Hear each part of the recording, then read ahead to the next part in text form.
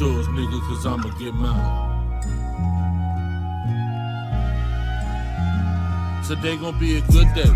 Jack gon' keep it playing from the Genesis. As I'm blowing dope, being broke, my only nemesis. Remember when it wasn't all good, I used to reminisce. Felt like I was going through hell with no deliverance. Niggas throwing salt in the game, condoning ignorance. But when it's really in you, not on you, we know the difference. Nigga ain't no willing and dealing, we really killing shit. My brother passed a shooter like Luka, he gave me 10 assists. Nigga, I was Dennis before you knew what a menace is. Now I just spread lust to these bitches, ho, I'm a feminist. Way they running back to the dick, they think they Emmitt Smith. No real player gon' break it, that shit be imminent. Yeah.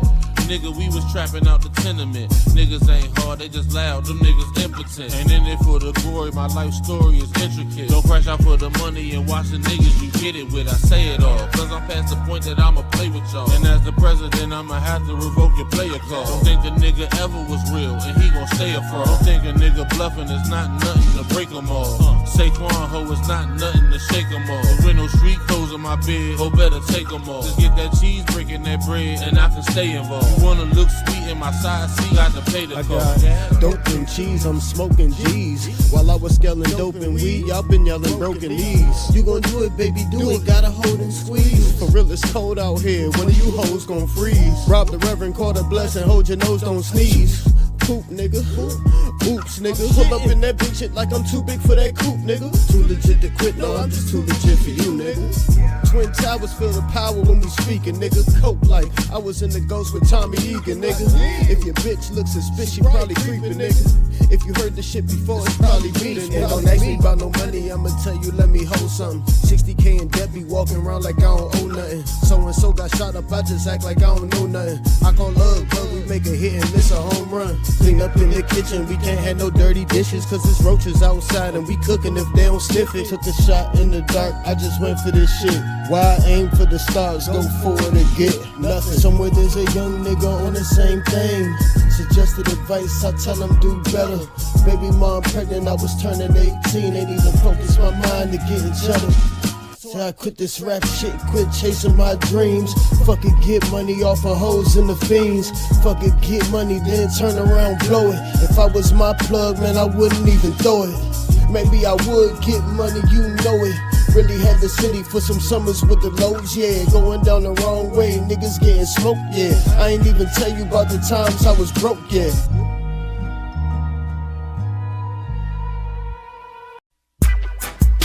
Are you ready for this?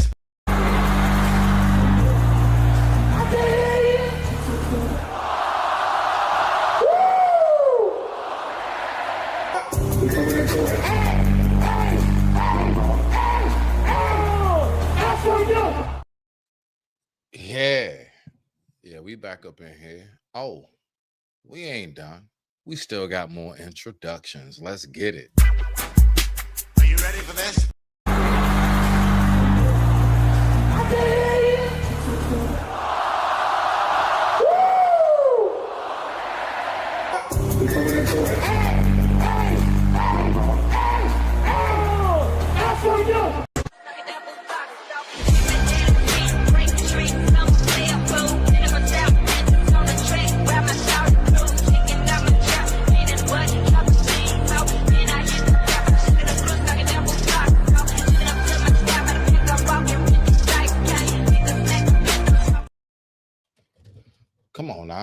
Come on now. Shout out to the family. You on mute, Miss Ocean, just in case, if you don't know. Maybe, oh, there she is. Okay, now. Hey. Yeah, respect. So we're gonna go ahead. We're gonna get this bad boy going, man. Y'all already know how we do. Let me go ahead and get my comfy speed, my comfy spot. So we're gonna talk about a few things tonight, man. We're gonna have some fun. We are gonna have some fun. We're gonna light your night up. We're gonna definitely get very much so into our intellectual as well as our ignorant, because we got some things to say. But as far as anything goes, off rip, you already know. Miss Oshun, how was your day today? How was your day, fam? Well, I am living my best single mother life. Shout out to all the people that hate single mothers. Um, yeah, went to my nice comfy job. Made Mhm. my nice little comfy money. Came home on a commute. My son was here as usual, doing what he do, playing the goddamn. I'm sorry, the game, and I know that's right. and started doing his homework.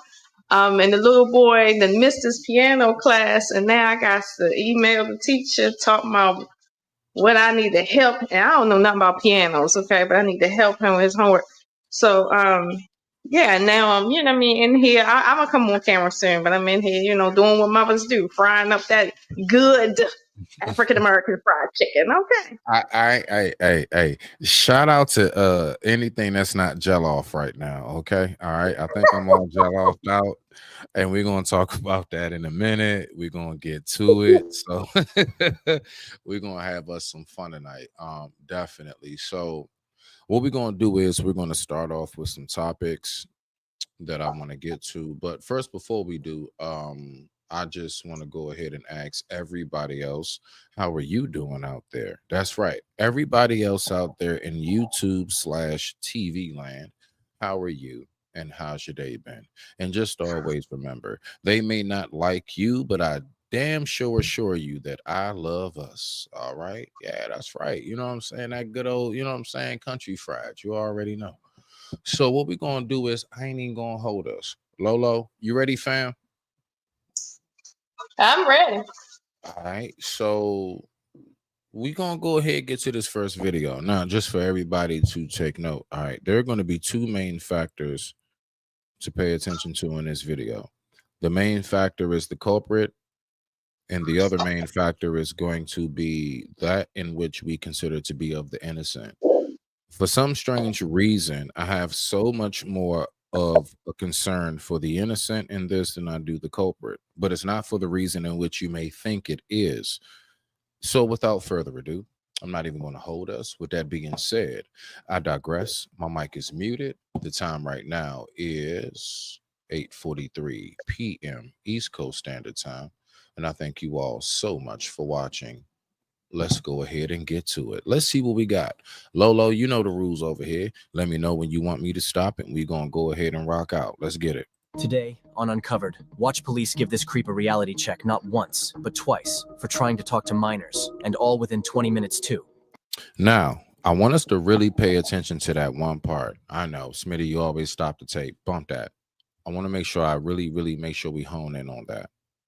They stopped him within 20 minutes in the same day trying to talk. So 2 times in one day he got stopped.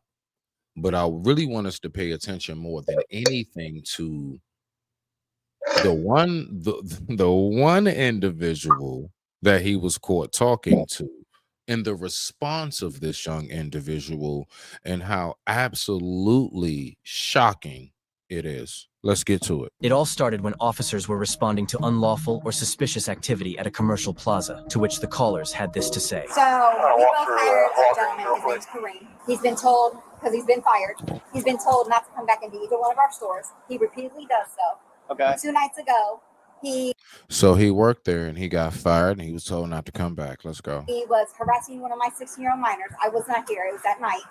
The employee that was there and witnessed it, she's at the store right now. Is this him right here or what? No. Dude is over at Walgreens with a 14-year-old right now. My minor that he harassed and was calling her sweetie, honey, sugar, everything. He followed her home. My son walked her home. He lived his car over there in the parking lot. I had his license plate, and he walked in. Lolo, Yeah. you have a daughter, and there's a man who is, we ain't even just going to give it the 18. We're going to give it like the mid-20s. And he actually, you notice that he's calling your daughter from a distance in the same store that you all are in, sweetie, honey, sugar, and baby.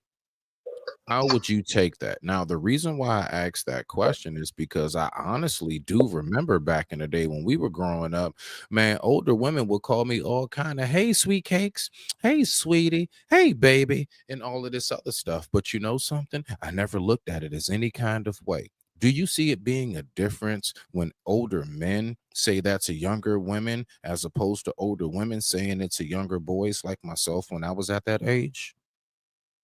Well, keep in mind, right? Uh, within Black culture, it's not so much what you do, it's the context and how you do it that has meaning. So, Uh-huh. for instance, like you said, well, older women say we expect them to speak to us in that fashion, but women our age, that carries a different meaning. So if me and you both the same age, and every time I address you, I'm calling you sweetheart and pumpkin and sweetie pie, and I'm Right. saying that every time I speak to you, that's how I speak to you. First of all, if you got a girlfriend, she gonna slap you know what out of me. You already And know. two, You already know. you, Yep. you and Yep. you already know I'm not saying that because I'm not trying to get piped down. You know that. Okay? Like Right. ain't nobody Right. going out of their way to do that. So but if I'm 79 and Right. you 24, like I mean it's different. So I want to say that older by way of eldership, that is the normal culture.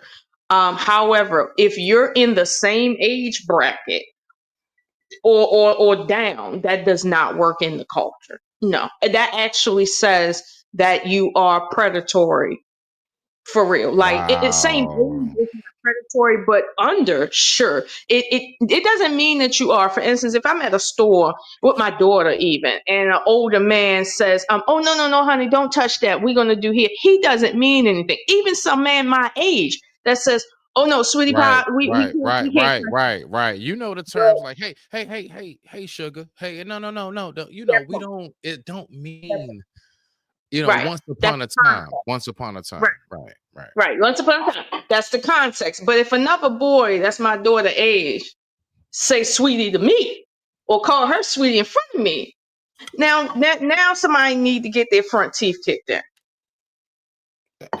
This where we at right here. I'm sorry Why if some that's violent. Nah, I have to ask the question. Bump that. We ain't even gonna go that far just yet. So Lolo, let me ask you this, man. Why somebody gotta get their front teeth kicked in because you and your daughter, you yourself make sure that you look a certain way leaving out. You make sure that you teach your daughter to conduct herself and look a certain way going out. And because you all look attractive, right, to the public eye, now somebody has to get their teeth knocked in because they're actually attracted to you and you took time to look attractive. Like what? Well, let me explain the kicking in of the teeth. First of all, me and my daughter. Okay, let me explain. Me and my daughter are close in age, and I look rather for my age. So a lot of people mistake us for being on the same level. Mhm. However, I usually make myself, let's say my position known when people mistake us like that. Because if I'm standing still next to my daughter, you can assume a lot. You can assume I'm her slightly older sister. But when you address me, the way I address you is going to let you know. Don't ever think my position is like on your level. And a lot of young people will do that. So when I make my position known, that's a show of dominance. If you call me sweetie as somebody who's old enough to be my child, that is a show of disrespect. And when you do that to my daughter too, now I have to be mama bear and I'm gonna have to attack you in some way. Okay. Physically, if you close enough, verbally, if you at 50 feet or more, we got to get with it. Because first of all, I ain't from the school of potato salad with raisins in it. You know what school I'm from. So don't Right, right, don't play don't play with me. I remember I was in Ocean City and I took my boys out there. This is when they was a little younger. And okay, my oldest, okay. he was at the time, I think he could have been like 20, 19, 20. My youngest was like 10. And we was on the beach and there was this crowd of girls that seen my son with his shirt off, and that was when he had his whole 8-pack, right? And they was like, who's that? Oh my God, who's that? He cute. And that's when they was like, he was there with his girlfriend. Like, don't say nothing like that. He there with his girlfriend. And they was like deliberating on if I was his girlfriend, right? So both of my sons was in the water, so I heard it. So I yelled out to him, and I was like, "Trey, don't let your brother go out there like that." And then they're like, "Oh no, that ain't his girlfriend. Mm-mm. That's his girlfriend." Like everybody knew, no, that ain't his girlfriend, because in our culture, it's a show of dominance. Like, you might think we the same age, but then when I show the dominance here, okay, you clearly know. I don't gotta say I ain't his girlfriend when I told him to get his brother hand and don't let him go out there like that. That ain't nothing that no girlfriend about to finna yell at somebody. Right, Like, no.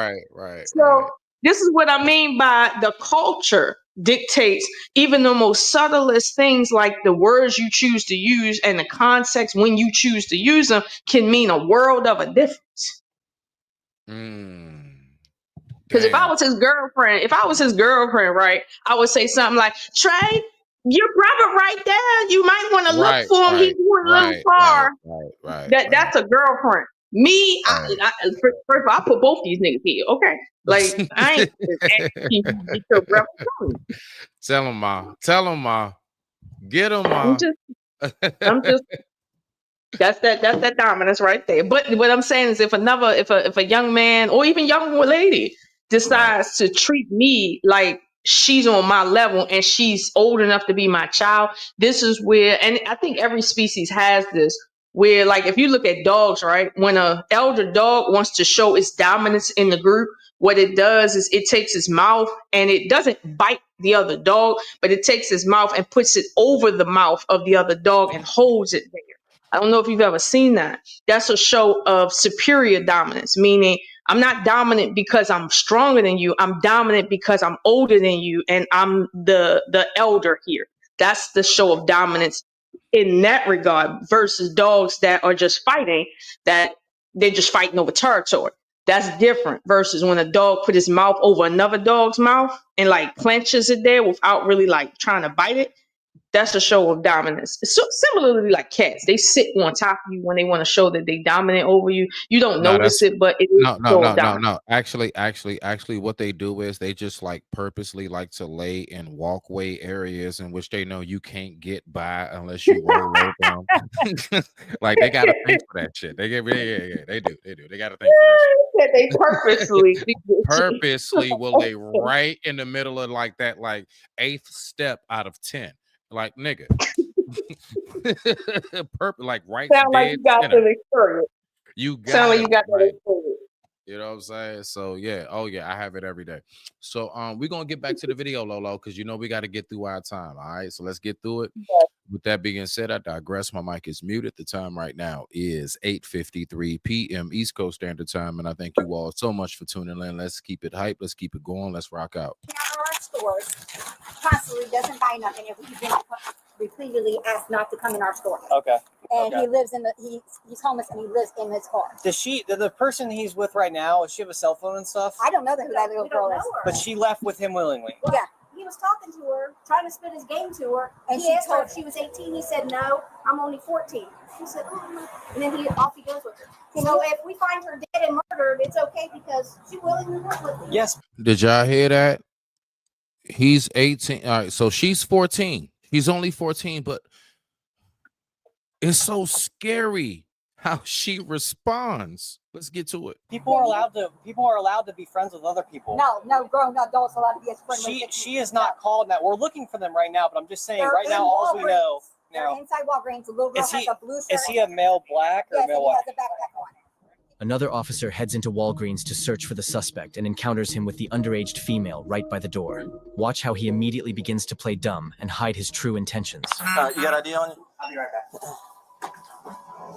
Yeah, is everything okay? You guys know each other? Okay, so I got a call. How do you know each other? How do you know each other? You're clear at Walgreens. Correct, that's the third time I've asked. How do you know each other? Is everything okay, sir? Okay, you refuse to answer. That's fine. All right. If you how old are you? 18 at least? Yep. If you come out here to my car with me, look. Is everything okay, sir? I'm investigating something right now. You have been named and everything. I need you to step out to my car right now. You understand? No. Okay. You can either walk out there or I'm going to escort you out there. Wow. Sure. Believe it or not, the officer is bare minimum supposed to say, "We got a call about a disturbance." He doesn't have to specify what the disturbance is. But see, saying we got a call about a disturbance does give at least some form of clarification so you don't have to go through this back and forth. Just a little tip for you. Let's keep on rocking out. Choice. Let's go. Okay. Let's go. Jesus, I'm coming. Let's go. All right, so we're going fast forward. Wait, hold on, wait a minute. Stop right Go there. ahead, go ahead. I need to make a disclaimer. I need to make a disclaimer. Rock out. I used to be on some more, I don't really like how the police be doing people type stuff. But as of late, with these YNs and these wannabe YNs, like this one right here, I'm sick and tired of everybody under the age of 24 that don't got 5 minutes worth of law school experience, right? For real, thinking that they passed the bar, and that when an officer says, "Hey, can you step here?" Now it's your time to show how insubordinate you really are. Right. I'm sick of that. I don't know who is raising these kids. I need to see some parental faces when stuff like this go down, because I've talked to my boys and I've told them, when an officer stops you, you don't say anything that he didn't ask you. And if he asks you X, Y, and Z, this is what you are to say verbatim. Don't deviate until I get there. Period. Like my sons know the drill. Okay, but this right here, first thing he want to do is get on his phone. He already know them officers, depending on what state you're in. Okay, them officers will put you down like a dog, and they will get off and have their cough. Matter of fact, they'll be given a paid vacation for doing so. Don't do this dumb stuff and a badge of honor. Don't forget the badge of honor in their 15 minutes of fame on the news. Don't forget about that. That part. And that part. So now they can keep their second job when they retire. So I just, that right there is turning my gears right now. Just seeing him just act like that towards those officers. It's like, you already know that you could die right now. So why are you pressing the issue? Like, if they say step over and you don't know why, step over and ask why. If they say give us 2 minutes, give them 2 minutes. But other than that, it's no reason for you to be like, listen. Oh, I want to spectate off his mouth. But go ahead, press play. As soon as they make contact and say hello, hey, come here. That part. Once they make contact, anything outside of you trying to deviate from that, you're going to be considered resisting. That part. Period. Like, the fact is, you can get through that, and a lot of people don't even realize, briefly before we push play, is that a lot of these circumstances could go by a lot faster than what you know. It's just a lot of times we don't even realize how much people make it a lot longer of a circumstance and a lot worse of a circumstance than what it really was. You don't know how many times it was just a tail light. They really was not thinking about nothing but your tail light, but you acting all crazy got them doing some extra stuff. So let's get back to it. Let's go ahead and rock out. And with that being said, I digress. My mic is muted. The time right now is 8:59 p.m. East Coast Standard Time. And I thank you all so much for tuning in. Let's go ahead and keep on rocking out. Let's look at this weird but it's not with him. Sheesh. Wait where you see it comes from. You're harassing me. I'm not doing it. Start me a car to Walgreens. Have a seat. Oh, there you go. Why are you being so hostile? I'm investigating something right now, and you are not complying with me whatsoever. Okay? You're out the window saying nothing. That's kind of suspicious. I need your ID. Okay. All right. I haven't done anything. Black male with a backpack, and then she's a light skinned female black with a blue. How would someone not hear know that? I haven't done anything. With them over to Walgreens. We don't have an offense right now. Look, you're arresting someone for no reason.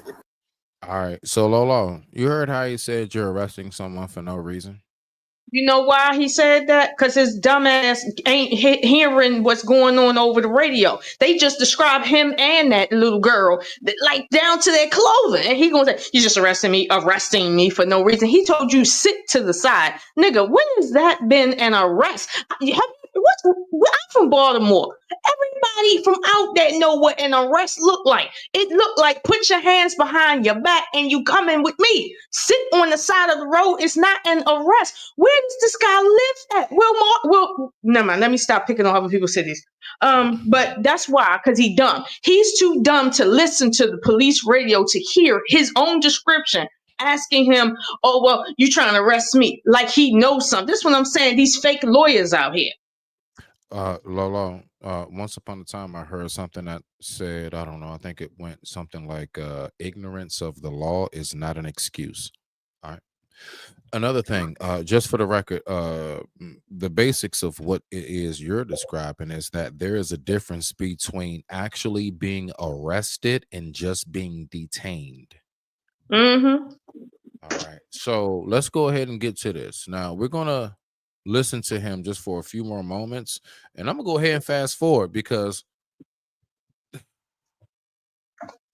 Lola, I'm going in after this next part. I'm telling you now.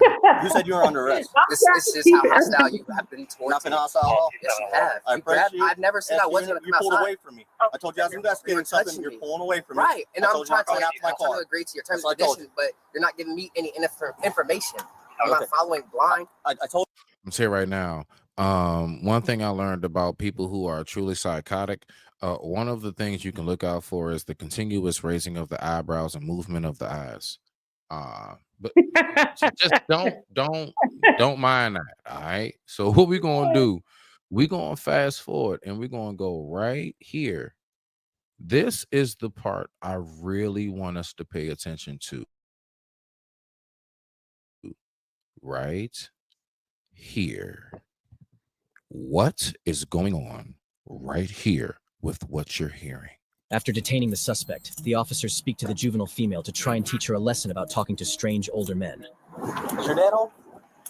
That's I can call him right now. I'm trying to be very civil, very easygoing. At the house. So Why aren't you I allowed don't at home? know. It's none of your business. I don't know why you're. So we received a call. Okay, you're still juvenile, correct?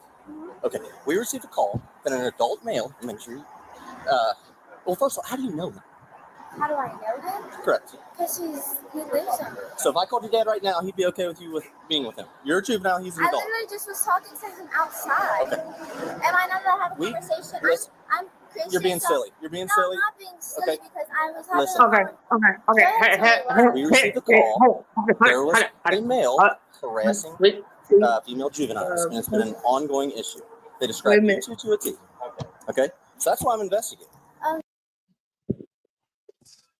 What? Just stop. Just stop that shit. Like, I need to pause. Help, please.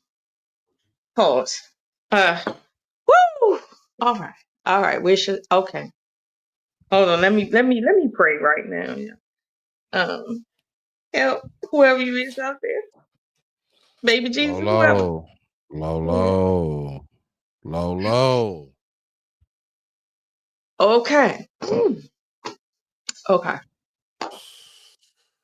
Okay. So my blood is boiling, and I don't want to drop but so many F-bombs. Okay. I'm gonna try not to drop none. Okay. You look. You get 2 every 30 minutes.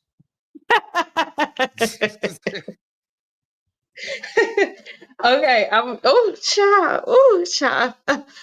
Oh, okay. So first of all, I'm gonna be clear with any parent out there. Okay. I know we focus on our boys when it comes to law enforcement, but there's a certain decorum that little girls that are under the age of 13 is supposed to have, because they don't have the mental capability to be more than what that is. I don't care what your upbringing is. A 12-year-old doesn't have the wisdom of a 24, 25-year-old to be sassy in a certain way. You just don't have the life experience to do that. You just don't. I don't care how what you've been through. You're still an 11-year-old, 12-year-old kid. So right now, what I see is everything her parents is not doing in her life. And what's sad is I can tell she got both parents in her life. Both. He said, your father is a sheriff. Now, either now I ain't gonna go there. Wait. You heard that? Yeah, I heard sheriff or chief of police or something like that. He said. I didn't. Are you serious? You play it back. Yo, I'm playing this back. Nah, yeah, no. Lolo, 1 second. Oh wow, I didn't hear that part. Now I want to hear the whole thing. All right, here we go. Let's go. After detaining the suspect, the officers speak to the juvenile female to try and teach her a lesson about talking to strange older men. Is your dad home? I can call him right now. I'm trying to be very. Wow, he did. He said, "Is your dad home? I can call him right now." Oh my! Oh, wow! Wow! Right. So they know who she is. They know exactly who she is. Oh man! Oh hell no! Oh hell no!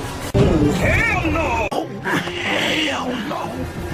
Oh hell no! Oh hell no! Go ahead, Lolo.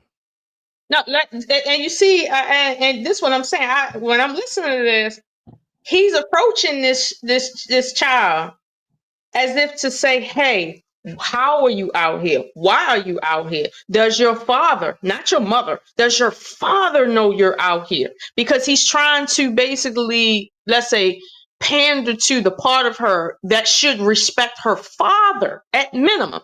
But what what this is lining up to look like is, even though she got a father in her life, the way she's being raised is something that's not of my culture. Like, don't get me wrong, my people got a lot of problems, but this right here is one that we don't have. And some of my people be on some new age stuff when it comes to how they raise their kids, trying to listen to certain people. But at the end of the day, this is what happens when you try to be your child's friend. This is what happens when your child telling you what it gonna do versus asking you. This is what happens when a 12-year-old is outside of your view. Let me tell you something. My son is about almost 2 feet taller than me, and he is 15. He ain't never been in it ain't never a moment in his life where he not in somebody custody, quite literally. Either my custody, his father custody, the custody of somebody I literally walked up to, and now I'm saying, hey, he's with you for these couple hours, and then I'm coming back and I'm coming to get him. He's 15 and don't know what it feels like not to be supervised. He's 15 and he's almost 6 feet tall and doesn't know what it means to just be by himself. Oh, I'm sorry. He walks home. It's a 3-minute walk. Good, but he's still supervised. Right. He don't know what it feels like. And you know how bad it is, right? When he come home, I got a little camera in the house to let me know on my phone. Poop, he's here. He's on time every day, like clockwork. And he know. He leaves school at the exact time every day. He come home. If he got a little meeting for his little honors class, he know you got to text me, because if that doorbell don't get the ringing, I'm coming home. And when I come home taking off of my damn job, listen, don't mess with me. So why is it that this little girl is out here 12 years old by herself? Anybody could roll up in a truck and snatch her up, and you'll never see her again. This is how I know these parents. I don't care if he does work for the police department. He ain't raising his daughter right. He ain't home enough. Okay? Because if he's home, why your 12-year-old daughter out in the street like this and you home? No, sir. No. Because here's the thing. Don't you get in trouble for leaving your child in the house under at the age of 18 by themselves if something happened? Hey, Lolo. You know how we grew up. I'm gonna tell you right now. Yeah, I'm one of them kids. I remember coming home from like 4th grade and climbing up on the counters to get Swiss rolls before my parents got home for dinner. I'm just letting you know. Swiss rolls. I can't with you. I just just saying. I mean, because they couldn't afford a babysitter. Like, I mean, I really know what that's like. Real shit though. But no, I know what you're saying though. But listen, the main thing that I want us to focus on, and I'm gonna let this play, Lolo. So this is the point where I want you to go ahead, get your pen and pad out, because I know you're real good at that. Just take down some notes. I'm going to let it play through for a bit because I really want us to get a good feel for the interaction between her and this police officer and how so crazy it is to me. Let's go. And with that being said, I digress. My mic is muted. Let's rock out. Very civil, very easy going. At the house. So Why aren't you I allowed don't at home? know. It's none of your business. I don't know why you're. So we received a call. Okay, you're still juvenile, correct? Okay, we received a call that an adult male, make sure you, well, first of all, how do you know that? How do I? See, no. Pause. So if I call you that right now, Lolo. After this, please, fam, get your pen and pad because I want it to play through. All right. No. Say what you gotta say right now because we already here. It's better that you let it play out because see, I'm just let it play. Pat. All right, let's let it play. I'm telling you because it's very egregious the way. Let me shut up. Let's let this play out because I'm lost. Be okay with you with being with him. You're a juvenile. He's an adult. I literally just was talking to him outside. Okay. Am I not gonna have a conversation? I'm Christian. You're being silly. You're being silly. I'm not being silly because I was having a conversation. Go ahead and tell me why. We received a call that there was a male harassing female juveniles, and it's been an ongoing issue. They described you two to a T. Okay? So that's why I'm investigating. Oh, no. I promise you nothing. No. So how do you know him? I know, like, I've seen him around here. I was being nice. I want to have a conversation with somebody. I'm Christian, so I see somebody and I want to have a conversation, be nice, and have a conversation. I'm gonna have a conversation. Okay. And I just wanted to. I was just talking to him. I saw somebody my skin. He seemed cool. I wanted to talk to him. That's sad. Like there's nothing going on, and I don't know why that person couldn't came up to me or said something or whatever because that's just not adding up. Like what? Okay. It's just nothing. Like it's. The other officer explains how the male suspect was fired from both establishments owned by the callers for habitually trying to flirt with customers who were clearly underaged. Is this your first time having contact with him? Kinda. Okay. I've seen him before. I just was having a conversation. Okay. So you're well aware of what's going on. You've been fired from Jersey Mike's. They don't want you back. You're harassing juveniles. That's the report we're getting. Listen. Whoa! I don't even work at Jersey Mike's. Not anymore. Correct. Listen. I'm listening. What else? They don't want you back at Jersey Mike's. I haven't been there. The complaint that we received is that you're an adult. You are an adult. I am an adult, and I'm being tricked up. Like what's not at all. Yeah, it is. Look, body cam's been on the whole time. I'm not concerned about it. Okay. I've explained things to you. I told you what I needed you to do. I told you I was investigating something. It's very plain and simple. Right. Okay. And I'm following with your procedures, but at the same time, you're giving me no information. Okay. You can't just lock someone up and then. Are you locked up? No, you're not. Yes, the door is locked. You were detained. I told you I was investigating something. And I was walking out. I'm not going around with you. Okay. Jersey Mike's doesn't want you back. That's cool. They've been saying that you're harassing. Listen, I'm not harassing anybody. Female juveniles. Okay, that was our call. Here you are with a female juvenile. You guys don't even know each other. She came up to me because she needed help. I had a piece. I was gonna give her some food or nothing. I don't know her background. So why wouldn't you tell me that? Where I have more venues to help her. Where? Say again. You said. What was you about to say? A warrant? Why wouldn't you tell me that? Is what I said. I didn't want to throw her business out there in the public, and then you just harass me and there. No one's harassing you. Yes, you are. We had a call for service. Is this what you call it? Detaining? Detaining? Detaining, yes. That's not harassment. I'm investigating something. You came up to her. You heard on my radio they described you to a T, correct? Right. Someone not even here. Over there. I was literally over there 2 seconds ago. So at Dollar Tree. Correct. And then the lady who came over there rent my face. She's harassing me. Right. No, she felt something was going on. A male adult is hanging around female juveniles. No, I'm hanging around myself. She came towards me and I was asking her that she needed any help. Okay. So if we were to take this court, everyone know who I am. I'm just saying. But I'm not concerned about that. Okay. So you're banned from over there. They don't want you back. That's cool. You, so don't go back over there. My understanding is your car's still over there, correct? Yeah, my vehicle's there. It's my mom's. Good deal.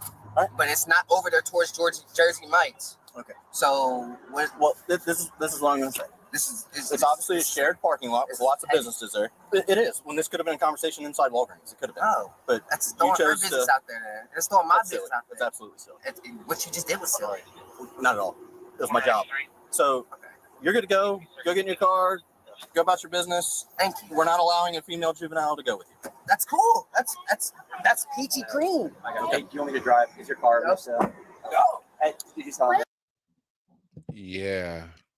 So after all that, I want us to listen. I got you, Lolo.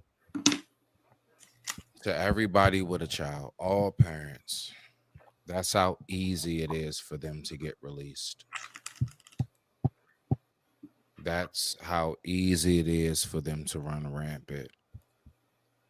I just wanted to say that part. All right. So whoever you may be, you know what you have around you and whom you need to protect. Continue to do what you got to do and do it to the utmost. All right. So Lolo, what you got, fam? First of all, boy. Listen, it wouldn't be me if I didn't bring this up. I don't know if you can zoom in on that little girl right there, but based on her physical makeup, I want to say,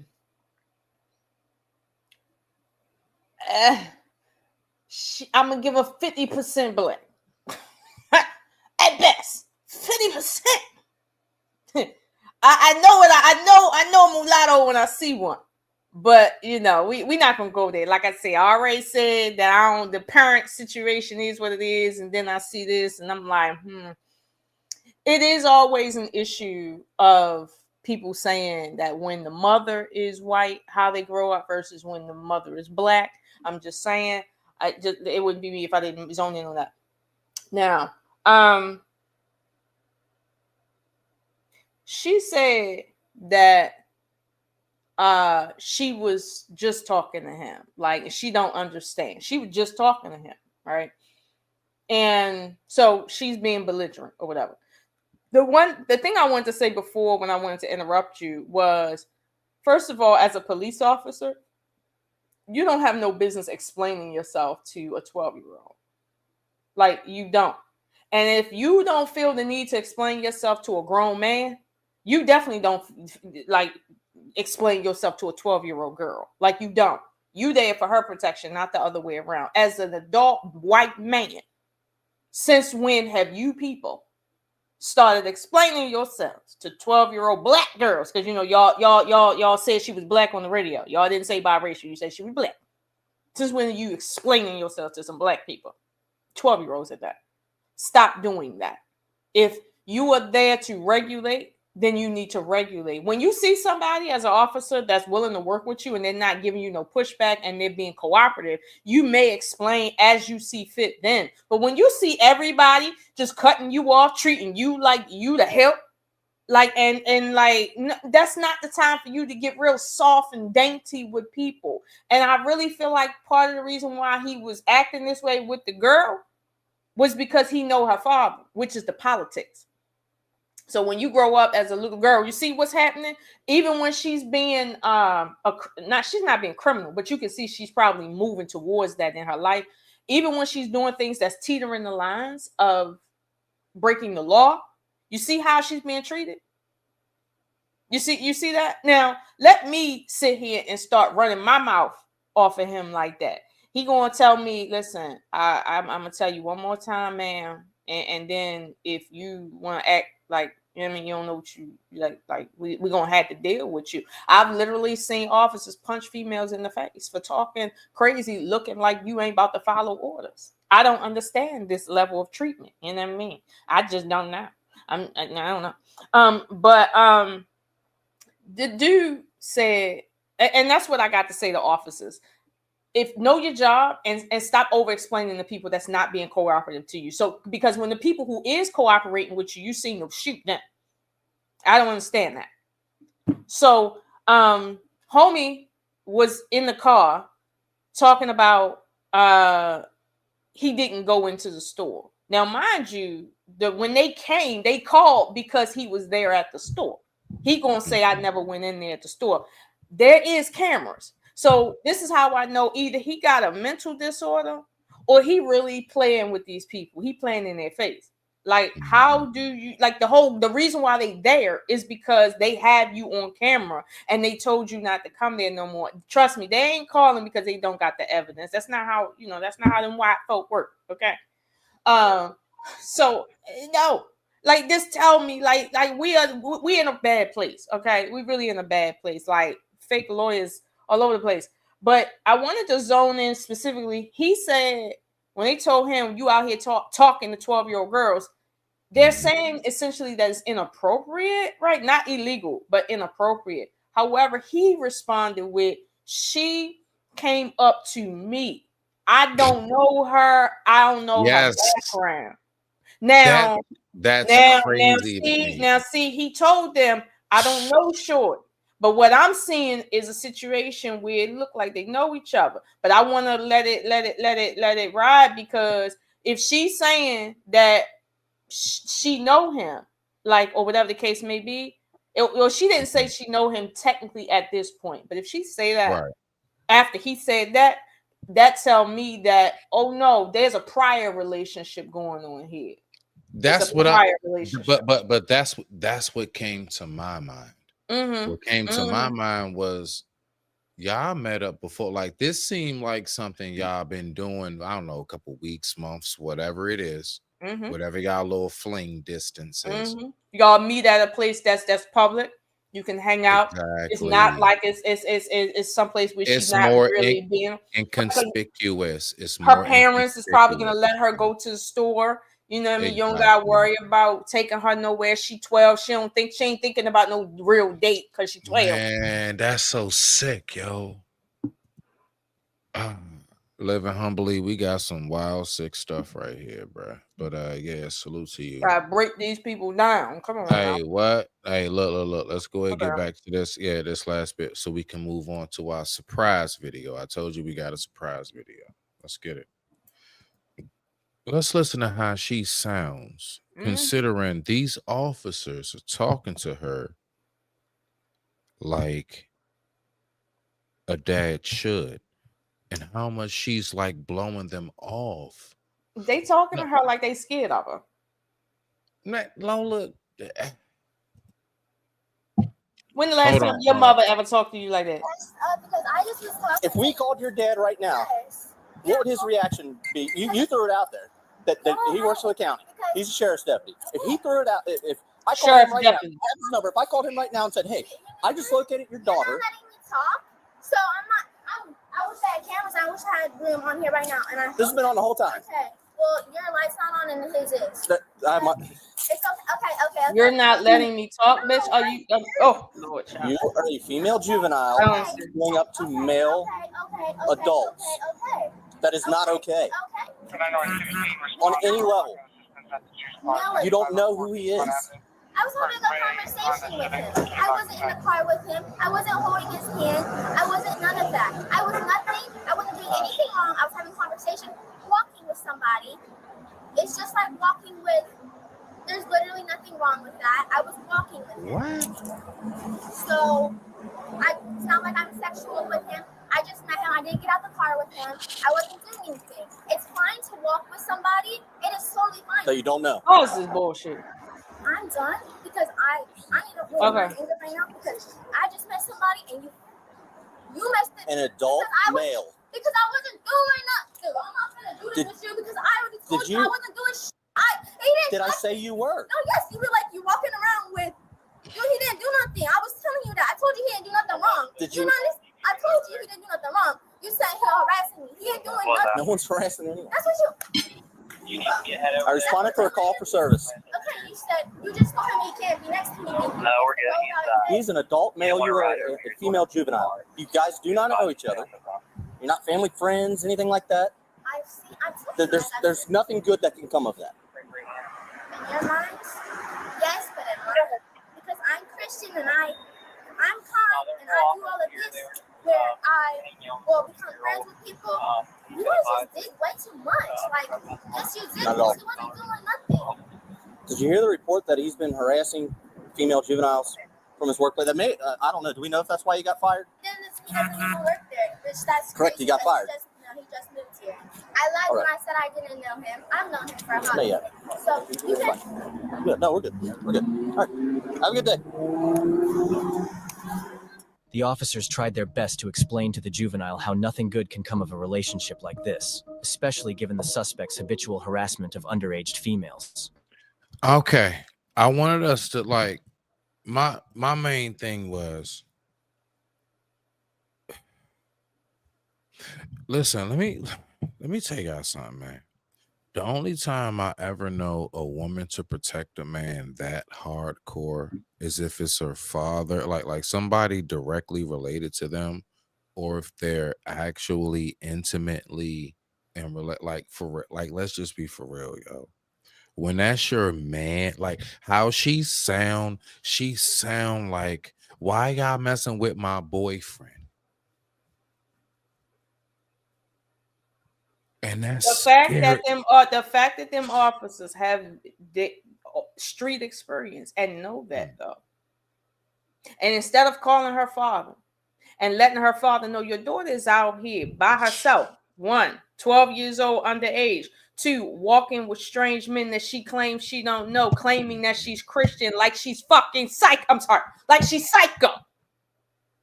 You need to send a car over here. Do we need to pick her up right now and send her to you or take her to the station? Which one? This is what I mean. When she end up in a river somewhere, then they're gonna be like, well, why didn't you stop the person that was right there in front of you? You let this poor child die. Sir, she is half white. You know you're going to jail. She half white. Is it possible this story is true? Yes, it is. You're right. It's fact. I'm just saying that's the reality. I'm sad to say that, but that is the reality. You know that curly hair she got ain't because of us. See, this that bull right there. But see, you about to see it's about to get worse, ain't it? Mm-hmm. Go ahead. Let me put this. So, man, like, nah, seriously though, like, you know, me as a dad and having a teenage daughter and me looking at that and just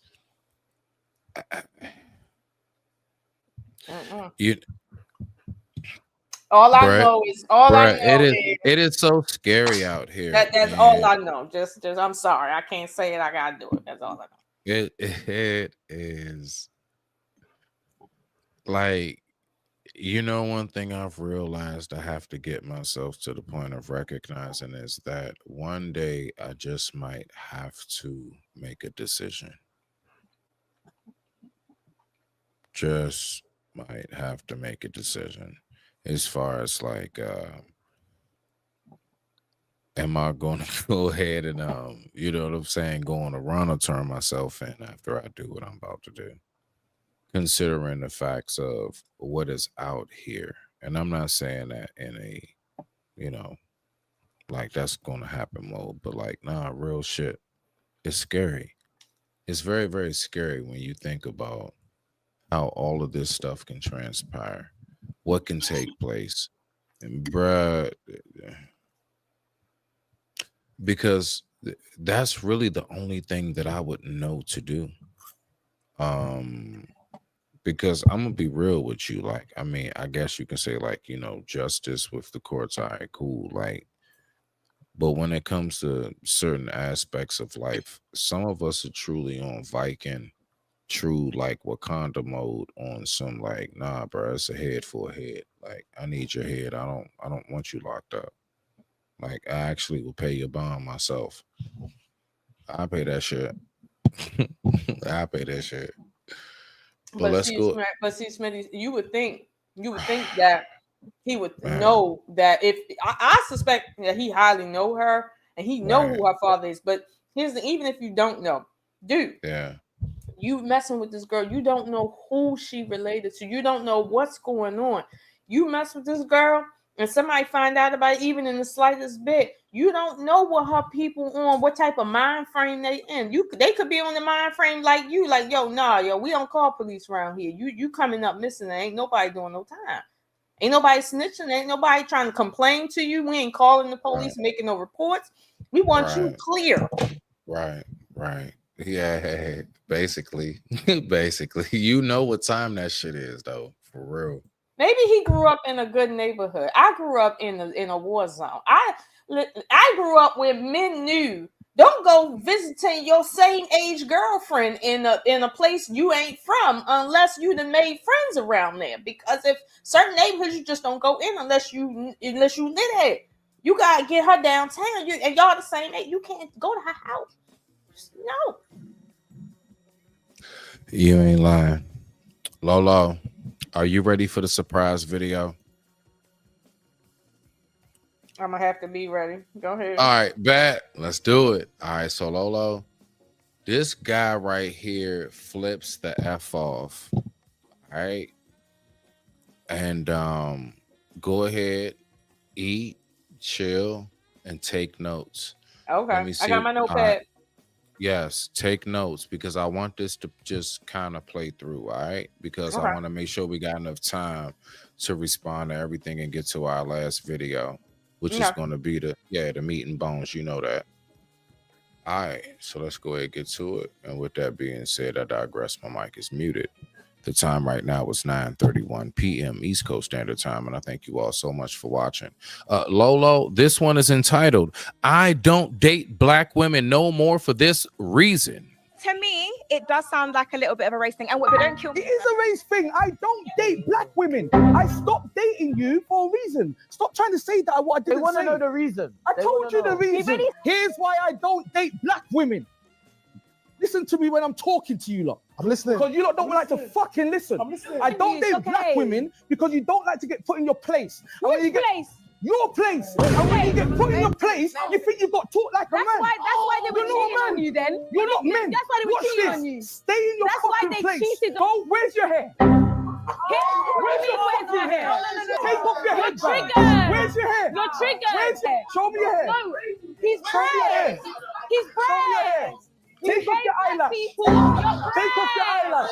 You're friends. Take off your makeup. You're friends because you got.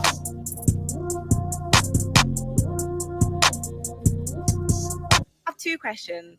My first question is the things that kept happening with the black women. What made you think it was a race I'm going to pause it in a moment, Lolo. I got you. thing? I didn't. But you now date outside your race because of it? Yeah. Did I get that wrong? Not just because of that. Okay, so what is it then? It's just a lot of stuff. Attitude. It sounds like you hate black women. I'm sorry. I hate black women. Yeah, it sounds Does not it sound that like you I hate my mum? Not that you hate black Do women. we have time to go in? Do you know what's annoying about Cookie? Cookie applauded.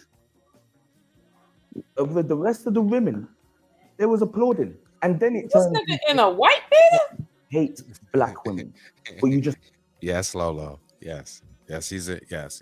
He's yes. He been to jail. applauded the black woman I was talking about. Sounds like somebody hates themselves. Why does it sound like I hate? Yeah, because what do you mean attitude? I don't. All right, watch that.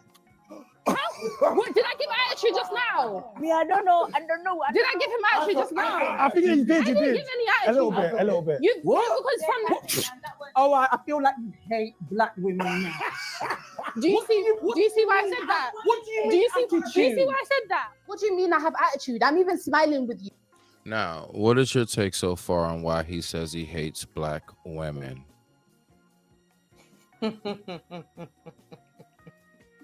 Okay. A surprise video.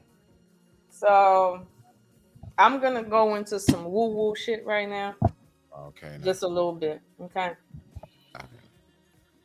So I hear what they're saying, but I'm feeling what's not being said. And what do you think that would be?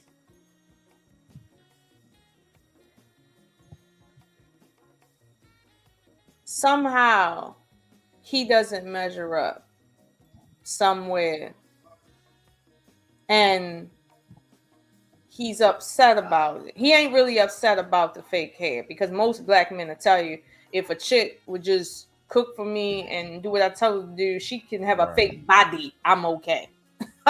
Kanye status. Right. So that whole your hair thing, that's not something black men really on. Black men only make an issue of hair when it's so many other things. You see what I'm saying? Black men don't care about women wearing makeup and hair, nails and stuff like that. They care when they ain't getting what they really want. Now, somehow it sounds like he's not measuring up. Now, he don't look like he don't measure up, but somehow I'm feeling like he don't measure up to something. And I don't know if this is now the way he came on camera make me feel like he might not have a job or something, or he might be like low wage and he dressed real nice. He doesn't measure up in some way in which when he dated a black woman, this is he got that raw truth, and now he's nitpicking to say, well, black women have attitudes. You see his attitude? Black women are their father's daughters. The way I walk around sometimes and I'm silently cocky, my father is the king of cocky in our family. Like, I'm just my father's daughter.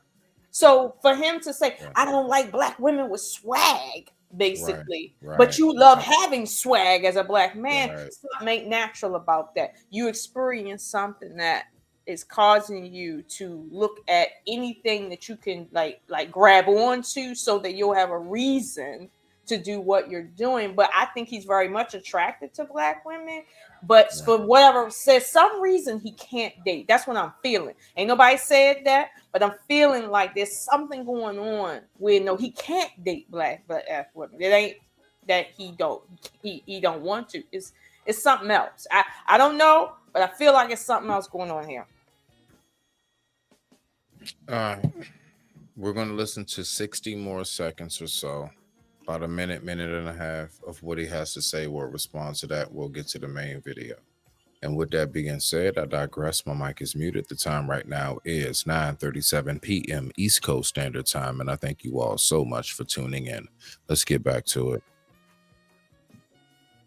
Why would I keep dating?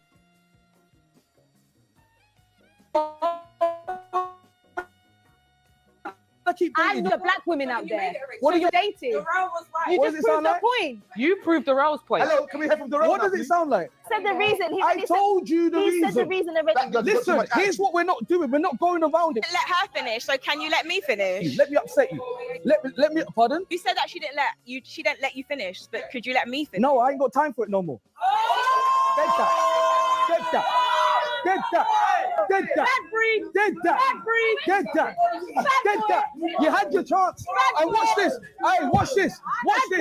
Watch this. Watch this. Watch this. Watch this. You see, if we was having a conversation, if we was having a conversation, because you was talking perfectly fine, no attitude, and you were delegating yourself perfectly fine, and then black attitude happened. That's me. So watch this, and then watch this, and then watch this.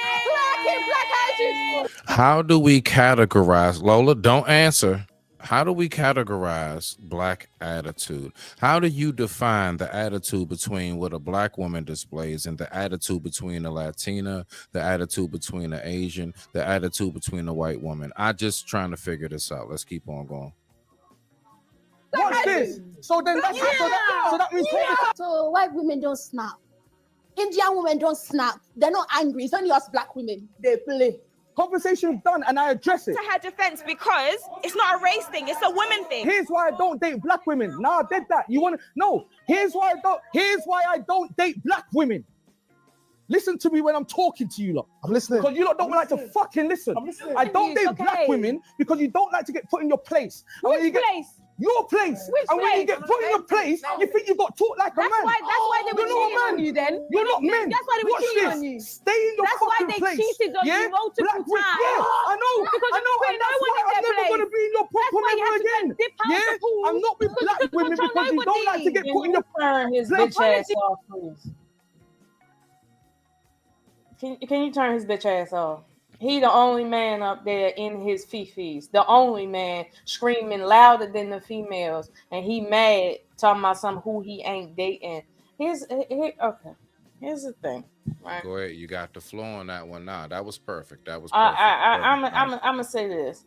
Perfect timing. If you're a man and you expect a woman to know her place, you better know yours. Because the second a female smell you don't know yours, she's biologically wired to put you in a different place. That is every female. Okay, the fact that you don't know that, bruh. Okay, now the fact that you don't know that, you don't cuss and raise your voice. First of all, at women you don't know, they're not your women. Like you don't get raw with chicks you don't know. It could be niggas in the back waiting on it from that around that corner. Okay, like you don't know these women. Why are you not dating these women? It's just a conversation. Like you're talking about your personal decisions that nobody cares about. Okay, like it's no reason for you to be emotionally invested in this. No other man on the panel is emotionally invested in who he putting his dick in. Like not emotionally invested to the point we gonna get upset and scream and holler about who I ain't dating. Like, what are we doing here? You're showing more than femininity right here, my guy. Like you're showing that there's a problem up here. Okay, like it's more than you can't get a date. It's more than that you dealing with attitude, because let's be clear. If you're saying listen to me, first of all, they don't have to listen to you. Second of all, if you want someone to listen to you, you have to be able to show people that you can discern when somebody is deserving of, let's say, a certain energy from you and when they're not. Even if I want to give you that the way you talking to those other females is cool, right? Because they're a little spicy, right? The girl that wasn't spicy with you, so basically you treating the ones that is respecting you in the same manner that you treating the ones that is not respecting you, right? So now, like you said to her, because of what the other ones did, I'm gonna treat you sour. Hurt people, right? That's a classic example of hurt people. If you come behind a black man that got his fifis hurt, he don't know how to differentiate because he ain't a black man. This is what this man is showing of black men talking about black women knowing their place. Black women's place is not to be subjugated by hyper emotional men. That's not our place. Right. Our place is not to be quiet. That's why women have more feelings than men, because we're more expressive. God, okay, whoever you pray to likes it that way. Right. So I mean, I don't understand this, but let me say this too. Something I'm picking up on. These individuals, both on the male and female side, it seemed like they might be first or second generation African European. Am I correct on that? Yes. No, you're actually correct on that. Yeah. Okay. Okay, let's say this, right? From a cultural perspective, Africans, period, are more aggressive when they speak. Just they could be talking about something real mild, but they're just aggressive and more boisterous as a people. It's not to say that they're angry. They're not angry. But they are more aggressive when they speak. The women just as much as the men. It's a cultural thing. Right. So I've been around it. You see what I'm saying? So I'm used to seeing it. That's why when I see them, I'm like, hold on, I'm picking up on foreign vibes. Like I'm picking up on some foreign vibes. You see what I'm saying? And I think for all intents and purposes, if you come from a culture where the men are highly, let's say their personalities are loud, and somehow you expect the women that are cultured underneath of you that should know their place should be, very like small and mouse-like.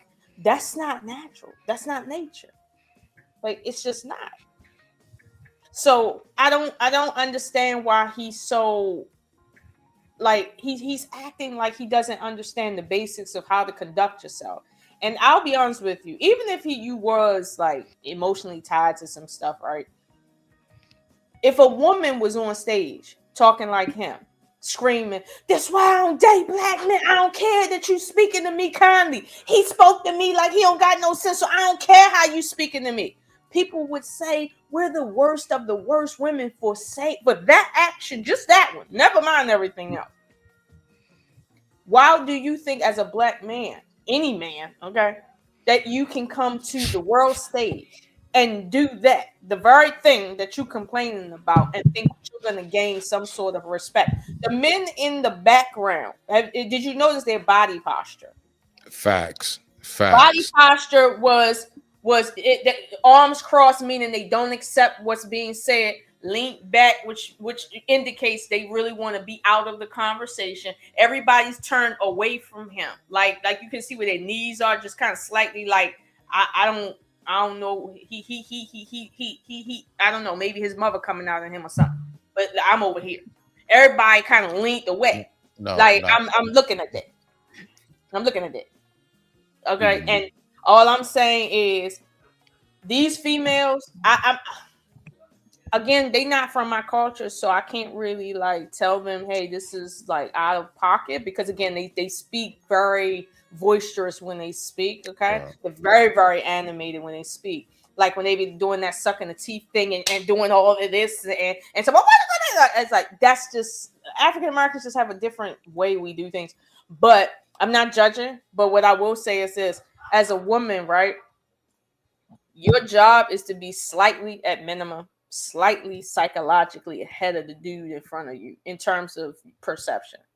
If you can perceive that a man in front of you is screaming, literally screaming, he don't date black women. Instead of screaming how great white women are, he's screaming how bad black women are. Literally, nobody on the panel has had sex with him. No one on the panel has dated him, but he's upset. You already know that there's some sort of psychosis going on. So you don't need to engage him like he's normal, like he got it up here. Okay, because first of all, I'm telling you, I'm picking up on jail vibes from him. Like that beater, like the way he come on, I'm picking up on jail vibes. So I don't know if I don't know, I'm picking up on jail vibes. Don't mess with men that you know either been to jail or been to the army, okay, or served in the army. Low, you know you can't do that. You know you can't do that up here with me, Shaw. You know. What are you talking about? I'm saying the men in the armed forces and the army done been through some stuff. They done been through some stuff. Don't mess with them. Okay, like if when you see them getting a little angry and stuff, just back off. You don't need to prove anything to no man. And this is what I was saying, I'll land as far as the women are concerned. If somebody tell you that they don't date a particular race, right? They don't date a particular race. Right. That's not for you to get upset about, because there's more than enough men out here. Half of them is 50. Half of our black men are virgins looking to get laid, and they all want to be married, and they all virtuous, and black men don't cheat. There's no reason for you to get upset, okay? Because any of them say that they don't date black women, okay? There's no reason, okay? It's no reason. So, like at the end of the day, right? If he want to say, I don't date black women because of their attitudes, I know a dude right now, he don't like mild attitudes. You give him that mild, submissive, calm, little house on the prairie attitude, he gonna cheat on you, because that's just not what's best for him. My father, for instance, he raised me a certain way, but he likes streety women, like women that like they kind of street like. That's what he into, and he didn't been with a lot of them. Okay, that's what he like. So it's like, why you getting upset because one dude is telling you he don't date black women because y'all attitudes. Here's the thing: you do got an attitude. Now I understand why you have an attitude, because one, it's a cultural way that we move. One, two, y'all are Africans. I'm sure of that, and the way y'all move is quite different. And three, if he prefer the milk, let him have that milk. Let him have it. They always come back. Okay, like they always come back. So it's like, let them have that milk. All right. Let me say this. Don't get out of character because of situations like this. Because at the end of the day, when people see you over emotional, the idea is you're upset because you can't get a man. Not you don't want to hear about somebody else's hate for your skin and your culture. It's going to be perceived as, oh, you're just upset. So don't get upset, because truly there is no real reason to, maybe discomfort, sure, but no real reason to be upset. And even if you are upset, don't let it show. That's one thing my father told me. When you scared, dogs can smell that. I don't care if the dog is in a man, if it's in a real dog, where it's at. Dogs can smell fear. So don't show people that. Even when you feel it, don't show people that. So I don't think black women, and it's not just over there in Europe. We need to do this too. Stop showing people how emotional you is. Be emotional, but don't be showing how emotional you is. Unless it's a 12-year-old chick talking shit and you know you up here trying to raise your kids right and they got to go to school with these motherfuckers. Then you can get upset because you're paying for that. Right. But when it comes to this, who I date, who I don't date, yo, so what are you getting upset for? You know how many black men exclusively only date dark-skinned women?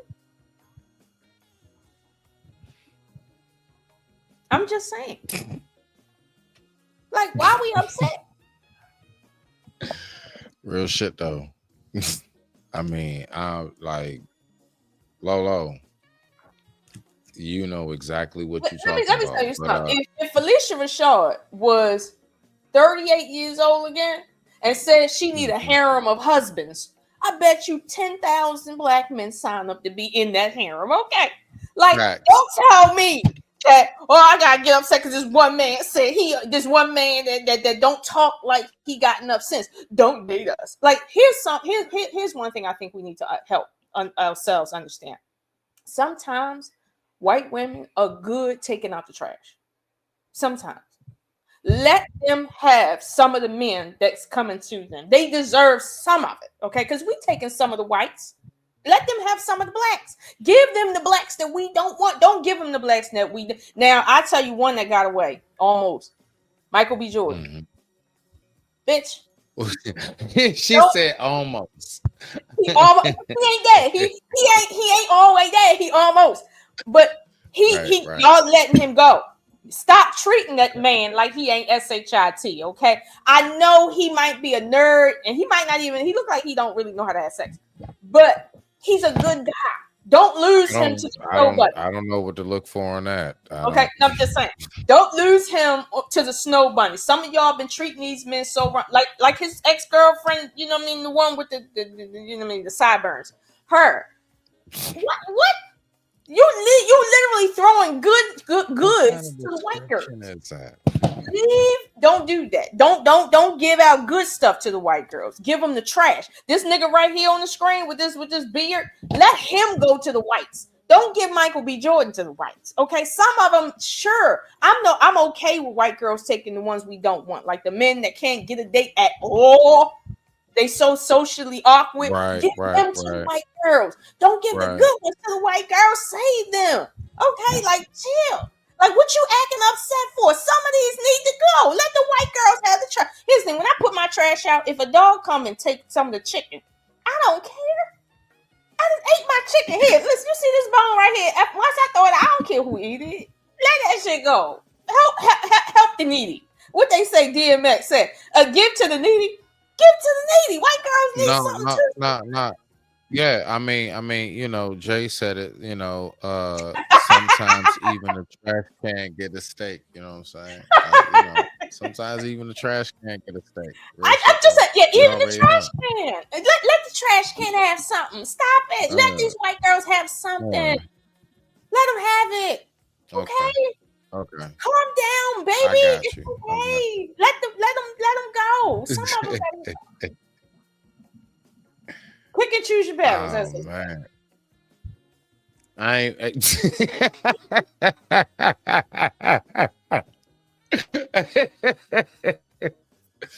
all right, so look, we're gonna go ahead and switch gears, y'all. All right. Okay. So we're gonna go ahead and we switching gears, and I'm gonna go ahead. I'm only playing the intro. I know. Hey, what? Hey, nah, you did that shit. You did that shit right there.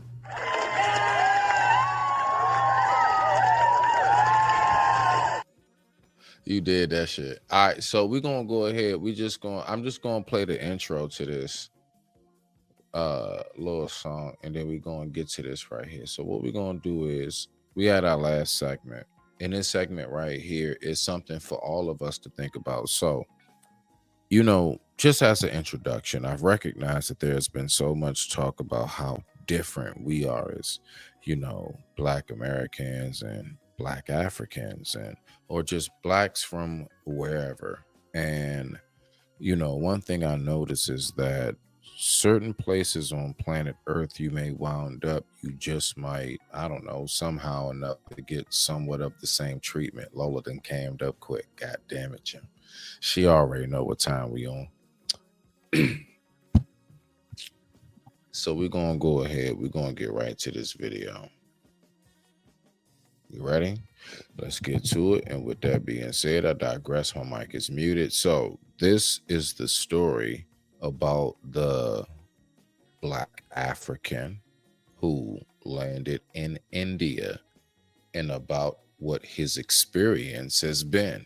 And I want to just go ahead and look at what has his experience been like. And just for you all who not hip, let me hit my disclaimer.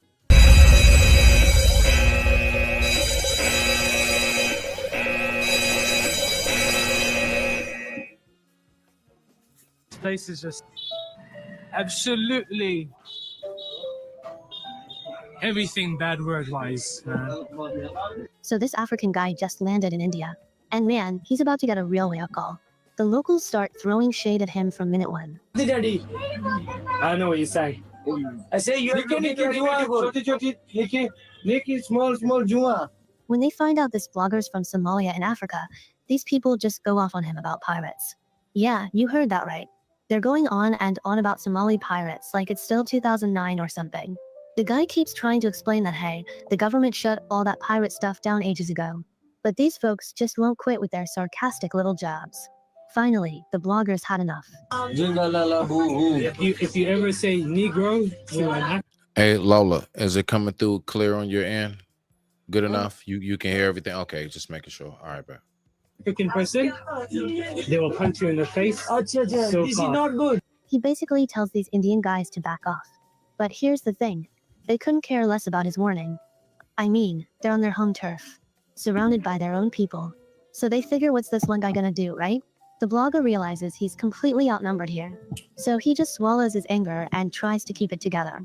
But honestly, his appetite's completely shot at this point. He ends up bailing from the restaurant as fast as he can. So I just got a quick question. Lola, have you ever heard any stories similar to what Black Americans have dealt with like that? I don't know. Like, I mean, anywhere at any point in time, like, I don't know, at some point throughout our existence. I'm gonna be honest with you. We not like that. No, like no. Well, okay. The closest I've came is when I see African Americans in places. No, I said at any point in time in history. In time, in history. Oh yeah, like African American experience prior to the Right. Anytime, right. So my point is that when we talk about those who have paved the way, so what it is you're going through in 2025, we have gone through that. How long ago, Lolo? It just finished, honestly. But okay. You see where we at? All right. So let's go ahead and listen. Let's go ahead and keep on listening to his story. Let me know when you want me to pause it. I can hear you. Later posts a video with the title straight up saying, "I'm sick of India. Can't say I blame the guy." Now here's where it gets interesting. The Indian people themselves don't really give a damn about what some random travel blogger thinks. Their news media is busy painting. Real quick, I wonder, did you look up, like, you know, anywhere I think to go and anywhere that I have gone, the few places, always looked it up. Like, you know, just period. Like the tourist attraction. We have all kind of technology. I've always looked these things up, and that's just very fascinating to me. It's like, did you look anything up? Let's keep on listening, Lolo. This picture of India being the world's hottest tourist destination, claiming everyone's dying to visit, and the place is just... Okay, hold on. Let me go ahead and do this. You got anything you want to say real quick? Well, I was jotting it down, but I found what he said about the Negro comment. I found that interesting. Facts. Very interesting how he framed that. Yeah, exactly. Let's keep on rocking up. Pretty convenient narrative, if you ask me. Sure, they can spin India into some kind of paradise in their media. For a long time, India's tourism story was all about potential. It was either too big or too chaotic or too undermarketed, but now the story has flipped, it seems. India is not just a place that tourists dream about. India is a place where they land and explore. The tourism numbers are soaring. I can't because, you know, I said it before and I'm gonna say it again. I've seen you guys street food on Facebook and it is absolutely disgusting. It is the most dirtiest, nastiest shit I've ever seen. I'm sorry. I'm saying it. I'm going in. I don't know if I'm the only one that has seen. It's just something about every time, like y'all like to like give food where like the process in the back was you mixed it with your feet, but your feet look like you changed oil with it and shit. And I'm like, bruh, why are you? No, that's not a curry seasoning, nigga. That's that's DW40. I'm not really trying to. No, I'm dead ass Lolo. Listen. See, when everybody else has so much to say about how this, and that about Black Americans and everything else, and I really get to looking at y'all shit, and I'm like, okay, hold on. Yeah, it looks like it's bubbling. It looked like, okay, so you just gonna throw rice, on that plate. All right, boom. Then you just go, what is that? What is it? And I don't know what it is. I have no clue. Like, how many times have you not seen something and you honestly, more than anything, you trying your best to identify what the F is that they slopping together, and you trying to talk shit about me and my people. That's why I'm trying to tell everybody right now, shut the F up. I got smoke for you. Let's go. Now, wait, hold on. The heritage sites. Get in there. Okay. So I want to go back to my guy with the beater on. Zoom in on this right here. Zoom in on this frame right here, if you can. Where? You see that wig she got on, sir, good sir, from the UK. Do you see this wig she got on? She ain't even got it laid right. Okay, and you want to sit here and say, "Where's your hair? Where's her hair? Where's her hair? That's not her hair. Look at that wig. That's not a hair. That's not look how far up the wig go beyond her head. Oh, it's sitting on top of a lot of hair. It's clear. It's like the grandma wig that grandma got a bunch of knotty hair underneath her hand. She just put the wig on top and it's like sitting real far on top. Look at that. She look like a cone head if that really was her scalp. Shit. Get the fuck out of here. Someone, where's your hair? Look at here, India, the straightest hair on the planet. Where's your hair? Why don't they show their hair right here? Is it because they got nappy hair? Why is it that they're not showing their hair? Is it because they might be half black? How are they wearing weave? I just want to zone in on that. You know, I always gotta bring people back. You know what I mean? So Lola, all right, bet. So let's go ahead and get back to it. I digress. My mic is muted. Let's let the video play for got that bit. Indian Remy up there. That's what she got. That Indian Remy. We're gonna go ahead and see what has his experience been like, and let's just figure out. Is his experience something similar to what happens over here in America, or do you see it to be worse? Let's go. Swamped, from domestic platforms making millions to global hotel chains fighting for a foothold. Everyone wants a piece of India's travel boom. But some Indian commenters actually spill the real tea about what's going on in their country. One Indian guy comments that the racial discrimination isn't just aimed at this Black African blogger. Even local Indians get treated like crap. Other Indian users immediately jump in agreeing with him. Some African commenters are scratching their heads, asking why Indians would act this way when India's got plenty of dark-skinned people itself. Well, one helpful Indian person drops some truth bombs and explains the whole mess. Turns out Gandhi...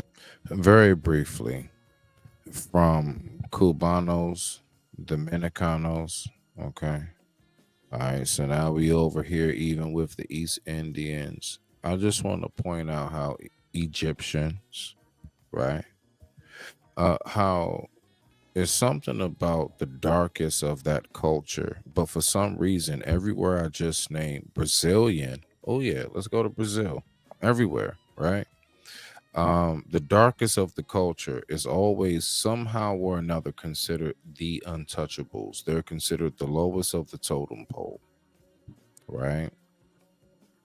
Now, I want us to try to understand something.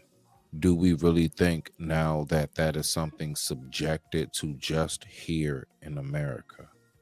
Or do we not recognize something that is? Now, I'm not saying that that means they are our brothers and sisters. No.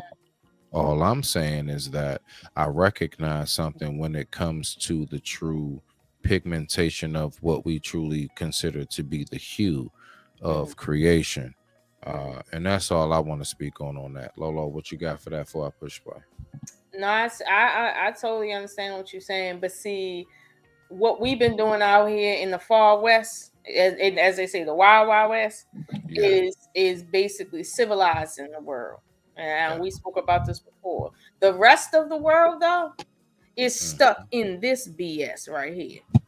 You see all these Indians here darker than most African Americans, and they talking about we don't like dark skinned people. I'm seeing some of these comments like dark skin. Nigga, all y'all dark skin technically. Like, where your light skinned people at? But even if you had it, this level of racism is still part of what the world used to be prior to African Americans.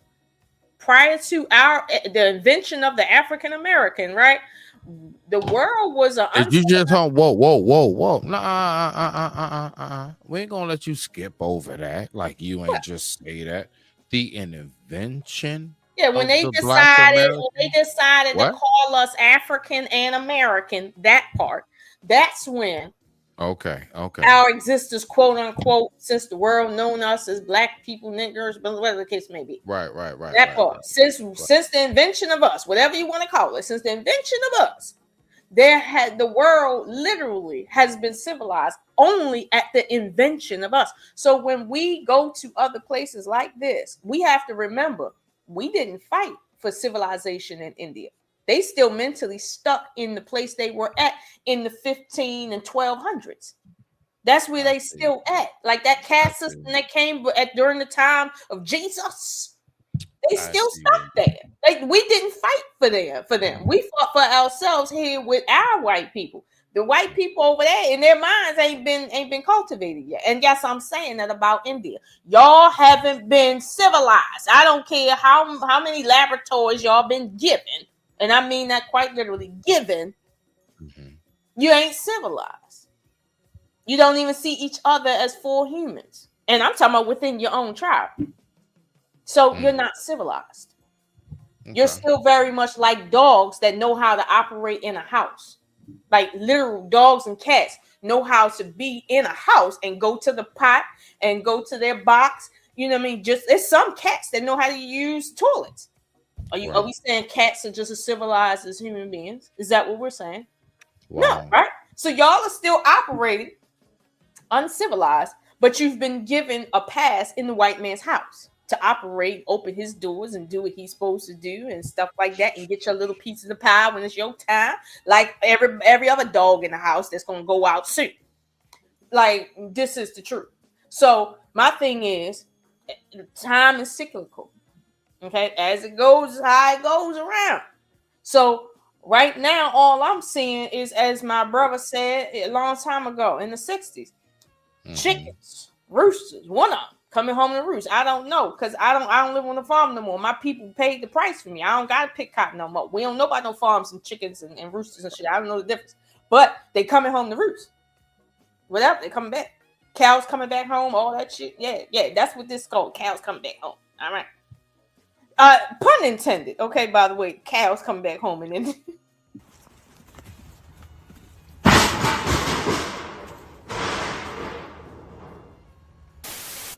Black Air Force energy. Okay. All right, Lola. Let's get back to the video. We're gonna listen live for real, because I really want us to get like a good feel of what he goes through while being there. And let me know when you want me to pause it. Let's rock out.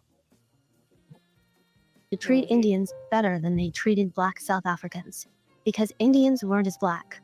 They were more brown, you know? So in his mind, white was best.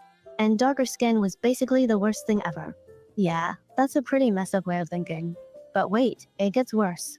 When this blogger gets to Delhi, he books a hotel room online through his phone. Seems simple enough, right? Wrong.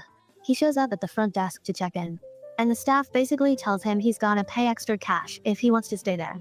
The blogger keeps explaining he already booked and paid for the room online, but these people just keep demanding more money. They're claiming the online. My bad, y'all. My bad. Hold on real quick. But look, I want to say this part. So when everybody get to talking about how horrible it is here in America, all right, I also want this to be an actual realization of what it's like firsthand when you want to get to talking about where it is you are right now. Okay, I know it could be rough where you are, but you could be here where he is right now, trying to go through this right here. During this whole back and forth, they even tell him to turn off his camera.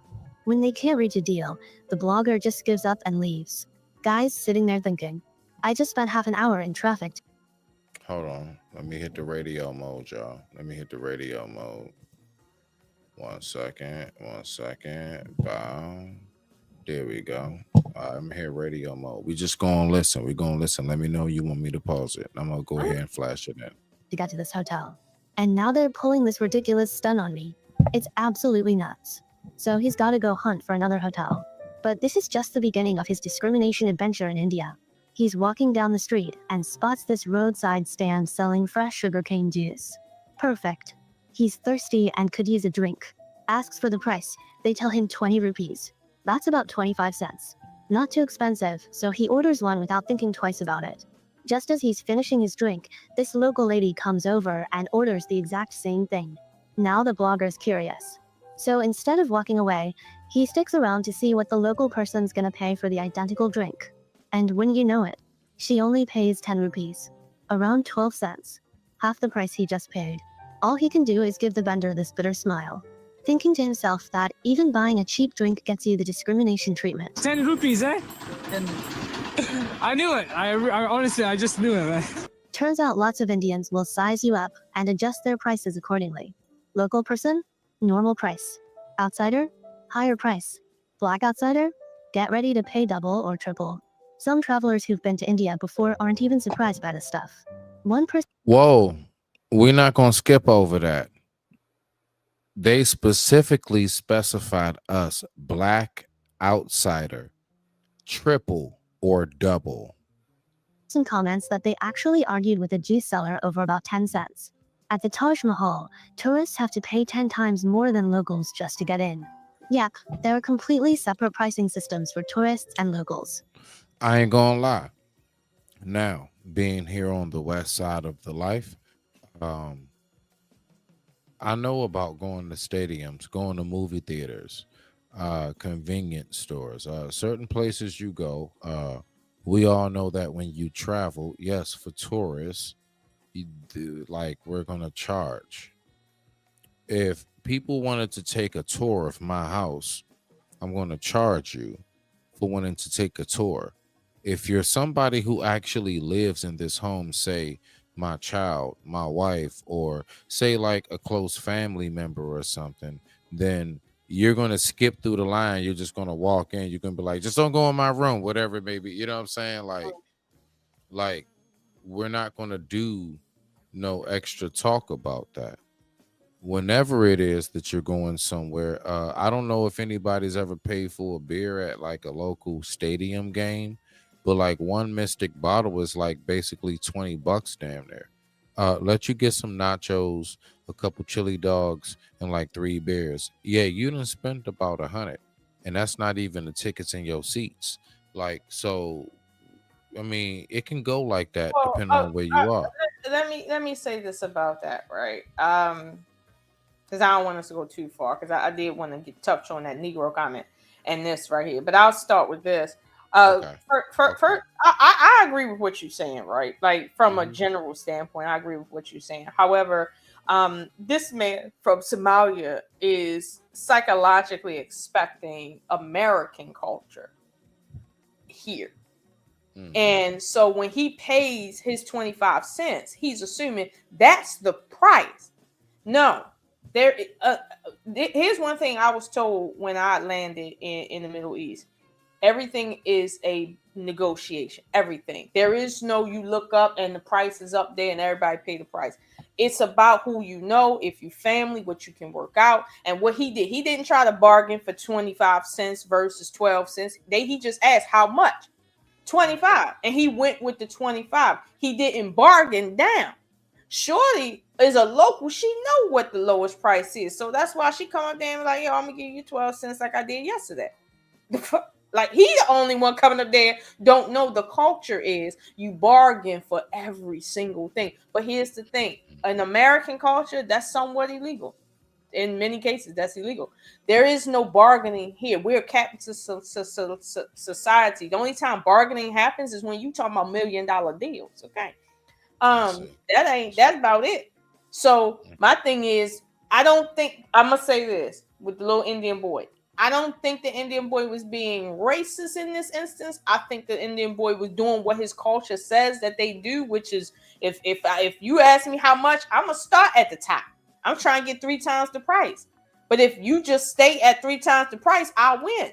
But if you say 5 rupees, and then I say 20 rupees, then you say nope, I 5 rupees. Best I can do is 7 rupees.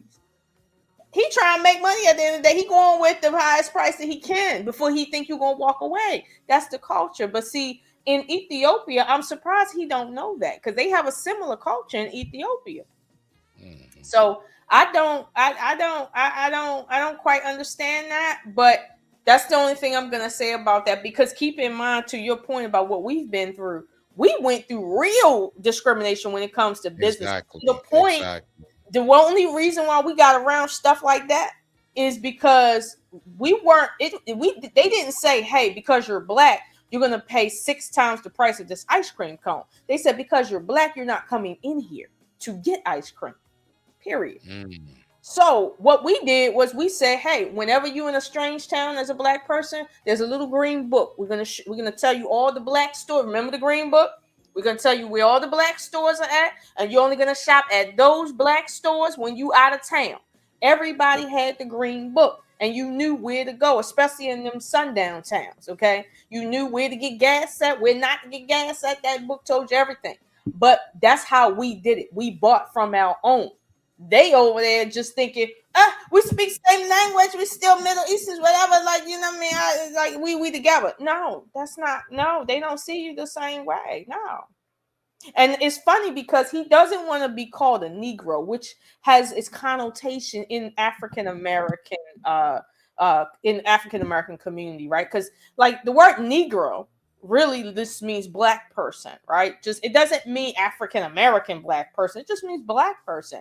The first Negroes that were ever called Negroes by white people, technically, in a racist way, was in Africa. So for them to say if you call an African a Negro, they want to fight, it's because they don't want to be associated with African Americans, which is weird, to be honest with you, given the origins.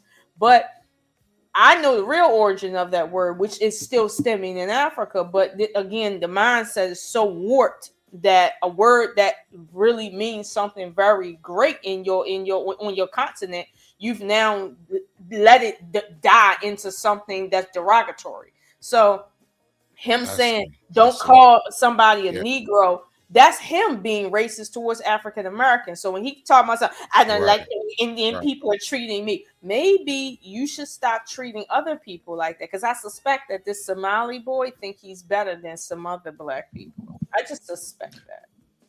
Now let's go ahead and see what happens on exactly what you're talking about. All right, let's listen to a little bit more about his treatment. Now, what he's trying to do is he's trying to get a room as a black African in India.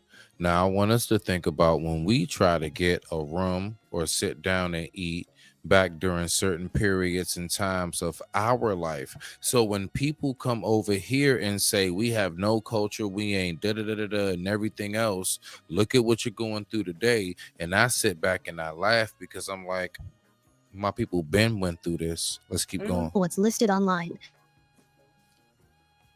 The staff tries to justify the 2,500 rupee rate. That's about $30 by saying he didn't book online in advance. But then the blogger whips out his phone and books the same room online right there on the spot for less than half their quoted price. The staff doesn't immediately turn him away though. Instead, they huddle up and start having this conversation in Hindi with their colleagues. The blogger can sense something sketchy is going down. They're probably figuring out how to jack up the price even more or find another reason to reject him. Sure enough, they end up refusing to honor his online booking. Their excuse? He doesn't have an Indian local ID card. When the blogger mentions he's got a passport, they immediately switch. A Science and Kirk success story. So I'm just saying, like, real quick though, like, my people ain't been through that. So you try and tell me that everything, see, that's the main reason why I personally, look, Lolo got her own mission on the message in which she want to say. My message and what I want to say is everything that he talking about is the very thing that every last one of the most of these people would say, as far as like, we ain't been through nothing, we ain't shit, we ain't this, we ain't that, no culture, no nothing, no history, but you're living our history. It's 2025 and you are living our history right now today. And I'm looking at it through the eyes of my ancestors, and just chuckling, just giggling, just a little bit. Stop giggling a little. Like real talk though. Listen, I'm Justin Timberlake on it right now. Like real shit though. Like, come on now. So let's go ahead. Let's keep on listening. Let's get back to it. Let me know when you want me to pause it. Can we just say that these rooms is some piss ass rooms? It just yo, they look like apartments around like Simple City, like around like Benning Courts or something, and Clay Terrace, and them Jones look like West Park. You know what I'm saying? Them Jones look like no. See, I'm gonna be honest with you. These joints look worse than the projects for real. Because when you go into the projects, it don't look like something like you see this black shit up in the ceiling right there. That looks like a dead rat or something. It's called soot. It's called soot. Whatever that is. Listen, you don't see that in the projects. The projects is nice and neat. It's the projects, but it's neat at least with the brick. I don't know what the fuck. Shit. But Yeah, I'm just saying. And the projects ain't cranked up like this. Like these, like you seen when he first came in and said, "This is the front desk." Have you ever seen a front desk in the projects that small? Man, look. Let's listen. Saying, the projects is the worst place to live out here. Let's just listen, Lolo. Let's see what we got. I digress. My mic is muted. The time right now was 10:23 p.m. East Coast Standard Time. And I thank you all so much for tuning in. Let's get back to this debauchery. He's not a local Indian, so no deal. At this point, it's pretty obvious what's happening here. He's not a local white, so no deal. I'm sorry. I didn't mean to just replay some history. My bad. They tried to overcharge him. That didn't work. So now they're just not going to let him stay. Okay, so long story short, I can't stay because I'm not from India. There is no ID. There's no ID? Indian ID. I have passports. Sir. A passport is international. Period. The blogger's got no choice but to leave, keep looking for. So I just wanted to show, because African Americans are always told we don't have any culture. If you scroll back to when the boy was at the desk, right? It's something in the background I want to show. Okay, all right. So just take it back like 3 seconds, just right there where he was talking. I got you. Right here. There. Mm-hmm. Okay. You see this clock-like thing in the background? You see those symbols, those 2 symbols on the front? Okay, so hold on 1 second, and they can still hear us. Go ahead. You see those 2 symbols in the front, look like swastikas. So let me see. Oh, right. Hold on. Can you see the hold on, wait 1 second. You can see the mouse? Yeah, I can see the mouse right there. And, so you see, traditionally, right, that symbol has been a symbol of unity and peace in terms of human beings recognizing the truth and the light in each other, right? That's the culture. Yeah. The people in front are Indian, right? Right. How is it that they have a culture that they don't live by? What culture Ooh. do they have if the culture that they say they got, they don't live by? They don't have no principles. Remember that part? It's Yeah. not founded on anything. What is their culture founded on if it's not founded on the symbols and the images that they claim belongs to them? What culture do they have? I don't study it outside of I don't. I'm just saying because we don't got no symbols, even though all symbols represent us. We don't have no founding principles, even though everything you doing is based on the things we taught you. I mean, I'm just saying. I'm just saying. Like I just found that to be very, very interesting. Like you got symbols of your culture that you don't live by, but somehow you get to keep said culture when you're talking and say we don't have no culture. Meanwhile, you a savage. In American clothes, by the way. I wish these Indians would start wearing Indian clothes and take off the American clothes, talking about who don't have no damn culture. Lolo, let's get back to the show. Period. The blogger's got no choice but to leave and keep looking for other places. After walking around some more, he runs into another foreigner on the street and it just so happens to be Tom from Oklahoma. Asks where he might find a place to stay. This person hears about everything the blogger's been through and kindly points him toward a small guest house nearby. The blogger walks in and politely asks if they have any available rooms. The staff takes one look at this black guy and doesn't even bother checking their system. Just straight up says they're complete. Did you see his face? Looking at the guy, like just look at his face. He just looked at him like, ooh, brother, no, brother, no, I don't give a fuck. House nearby. The blogger walks in and politely asks if they have any available rooms. The staff takes one look at this black guy and doesn't even bother checking their system. Just straight up says they're completely booked. This is before noon, so there's no way they filled up that fast. Obviously, they just don't want him staying there. That's the third rejection. Look, I can't front.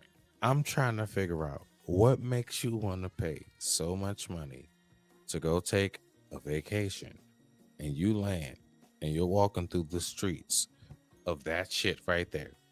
I'm just trying to figure it out. I don't know because I wouldn't dare say nothing like that. I'm trying to figure out what makes you want to go there. That's it? Ghetto. That's the ghetto. That is like that's the ghetto. For this blogger. And he's pretty much at his breaking point emotionally. This place is just absolutely everything. It's absolutely what? Hold on, y'all. He gonna try not to curse. You said he gonna try not to curse. He gonna try not to curse. Oh man. Yeah. All right, so hold on. Let's go ahead and get back to it. I digress. My mic is muted. Let's rock out. Bang. Just when he's venting to his camera about the whole situation, he spots another little hotel across the street. Figuring he's got nothing left to lose, he walks in and gives it a shot. This time the owner doesn't reject him. And here's the kicker. That looks like a prison. That looks like intake. That looks like central booking. Shit. What? Oh gosh. Oh shit. My bad. Hold on. It looked like the intake of the old jail. It really did. It really did. Here we go. Boom. I got us right here. Bow. Let's go back. Doesn't reject him. And here's the kicker. No surprise price increases either. After walking around all morning and getting turned away from 4 different... You flew across the world.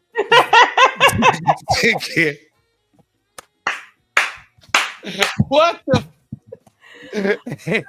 And this is your grand prize. And he's vlogging about like he's living his best life. This shit don't even look like they get electricity all day. Man. The electricity ain't even on all day. Look at this. Look at that. It's like it's hooked up to the closet. Like it's almost like if you flush the toilet, the TV is get staticky. Them doors is 24 inches wide only. Ah man, look at the room, bro. Look at the, I'm being bougie because Hey, I know look. 32 is such a nah, bougie. this is the suite. This is the suite. She in the suite. They came from the suite. It's a TV on the wall. That's what makes it a suite. We can't laugh for He so much. finally finds one that won't rip him off and actually lets him check in. The room's nothing fancy, but at this point he just needs somewhere to crash. Some local Indians who saw the blogger's experience left comments saying stuff like, "I'm ashamed of how my people acted. I'm really sorry you had to go through such a hard time. These are hotels and places." Do they say that to us over here? I'm trying to figure out. Like, all right, so it only counts when y'all at home, or do you literally live this no matter where you are on planet Earth? Message. Let me even say this well-educated about Indians would I avoid. got when you. it comes to People in- hotels. Every time I've ever been to a hotel Uh-huh. chain, even if it's a white-owned hotel chain, if Indians have it, right? Yeah. It's usually smell. I'm not even fronting. If you go to the DoubleTree Inn, right, which is a nice, hotel chain, and Indians I know about the double tree. and Indians Yeah, own go it, ahead. it's gonna smell like pine saw. For some reason the elevator's gonna have chip paint. It's gonna look crazy. Facts. That's a fact. That's a fact. It's always with Indians. I don't know what it is with Indians. That's a fact. That's a fact. Now, strangely, when anybody else has a hotel chain, like they own like the Hilton or the Wyndham or whatever the case may be, it's just like how it's supposed to be.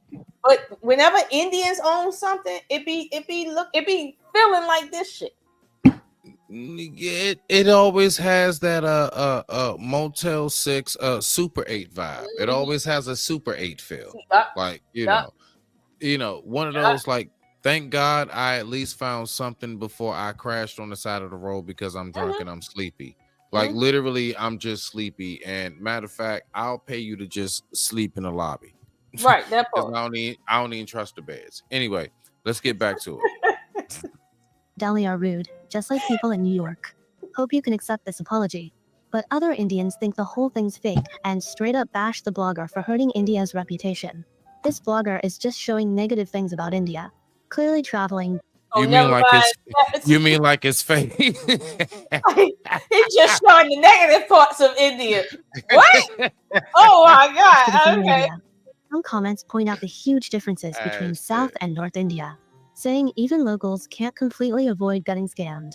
I'm South Indian, and even we get scammed in Delhi and North in general. One has to be very confident in India to survive these scams and troubles in general. It is the most wretched place on earth. So here's what's really interesting. We're seeing more and more. Now, watch this comparison. This is the part I really like, Lolo. This actual at this end part, because this is the end segment of it, and we can just go ahead and just wrap it up for a little bit before we get up out of here soon. Watch this part right here. More travel bloggers doing these China versus India comparisons lately, right? And honestly, the pattern is pretty clear if you just look at the comment sections. When bloggers visit India, you get stories like this one. And it's not just one or two isolated incidents. It's becoming a trend. What's even more telling? A lot of the Indian commenters themselves are saying stuff like, "I'm ashamed of my country," or "Even we locals get scammed." That's pretty telling, you know? Compare that to travel vlogs from China, and the comment sections are completely different. You got people sharing positive experiences, locals being proud of showing off their country, visitors actually wanting to come back. Do you think that's because of tyranny, or truly because that's how the locals feel? No, I believe him. I definitely. You don't gotta tell me twice. I believe. Okay. And honestly, like as it was playing, I was kind of jotting through some of them as far as like what they were saying. I do believe them, but I'll say this right. When the locals talk about we get scammed there, right? Essentially, I find it interesting that the locals will tell you, if they're truthful, that they kill each other the most, they scam each other the most, they do the most horrific things to each other specifically. Those honor killings that you hear about, that's prevalent in India. The idea that just a couple years ago, maybe 3 years ago, they outlawed sexual assault. They outlawed sexual assault on women in marriages. Let me ask you something. When Really? the last time a wife decided to say her husband sexually assaulted her? They married though. When the last time you ever heard something like that? Well, wait. You know what's crazy? We actually do have a similar discussion here in our space, and it's what was it? It was the discussion about, is it really grape if it's your husband?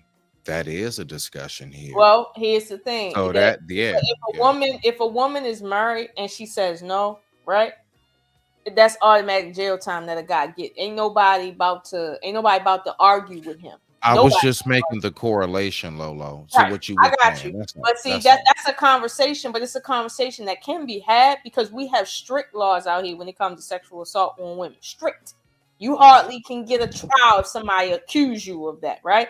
Versus in India, sexual assault is nothing out there. So when the girls was on the screen saying, please don't come here alone, they don't mean it's just best for you to come here with somebody. They mean like, yo, if people ain't scared of who you with, you might not leave here. They might kidnap you and claim you married to them and take your passport and you can't go back home and nobody know who you is.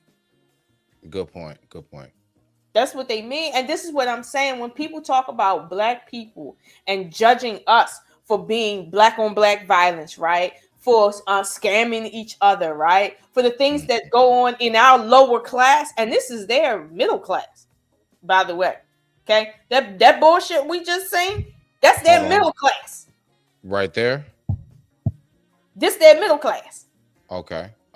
I've seen middle class people and families going through the most horrific things when it comes to child marriage, when it comes to, cutting off genitals without saying the word, when it comes to honor killings or whatever, when it comes to all that, I've seen that in middle class families out there, not poor families, middle class families. However, our middle class families don't have none of these problems. Our higher class has even less of the problems we don't got. So I find it very, very strange that Indians from India got the nerve to act like African Americans and anybody that look like us. Shout out to South Africans and Ethiopia, that we are the untouchables. No, y'all are the untouchables. Y'all are the ones that need to stay in India because everywhere you come, it reeks like submarines out here, okay? Because you don't understand how to wash and you think it smells nice. That's your culture. At the end of the day, I wish you would talk about how violent we are. We don't have the problems that you have. We might have drugs and prostitution, but our chicks out here do it because they want to do it, not because they forced to do it because ain't nothing else going on in the world. Like, listen, bitch. Hey, I'm sorry. On that one, yeah.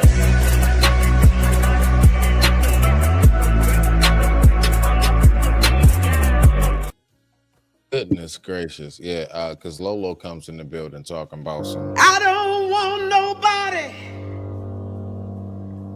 fucking with me in these streets. Same children. Goodness gracious. All right. Like, real talk though. So let's go ahead and listen to this last little bit of segment of his trip, and we're gonna get up out of here after we talk about it. Let's go. I get it. Every country has its problems. But when you're consistently seeing the same patterns over and over again, at some point you gotta ask yourself, what's real and what's just media spin? India keeps talking about this big tourism boom and how they're gonna be the next big thing. And hey, maybe they will be. But if we're being honest here, they've got a pretty long road ahead of them. You can't just market your way out of systemic issues, you know?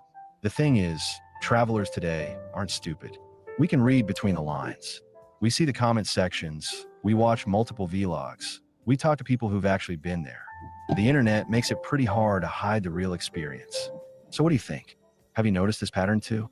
Drop your thoughts below. I'm curious to hear what I'm gonna tell you right now, I can't get past the street food on Facebook.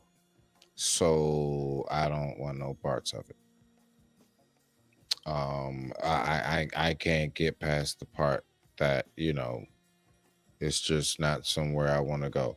Not to mention at any given moment, an elephant can be rampant and run through the neighborhood and knock down our hotel room simply because it couldn't find sex over a few yonder miles away. I don't have time for none of that shit, Lola. I don't have time. Listen, the fact is that, see, what I'm doing right now is I'm making it clear. We all have our stupid ass stereotypes. Okay? Y'all got shitty ass food and dirty feet. We got Friday. I'm just saying, like, what the fuck up? Just saying. Okay? So let's like leave people alone. All right? Everybody has their stereotype. Everybody has something that, you know what, that's that group of us. You know, yeah, we know they exist, but so why don't we all just recognize that and leave people alone? But I'm just going to let you know right now, just so long as I have a platform, just so long as I got a voice, just so long as I'm able to say something, I am going to say something on behalf of myself. And by me saying it on behalf of myself, automatically it's on behalf of my people. Because I am what it is that my features and my bloodline represents and, shows. So there's no getting past that part. But with that being said, I digress. My mic is muted. What you got, Lola? Just period. Go ahead, rock out. What I'm sick of when it comes to Indian people, right, is how lovely y'all grow y'all hair and sell it to the Chinese to sell to us. However, y'all like not even just the men, but the men specifically. Why a big stomach, but you got a lowly?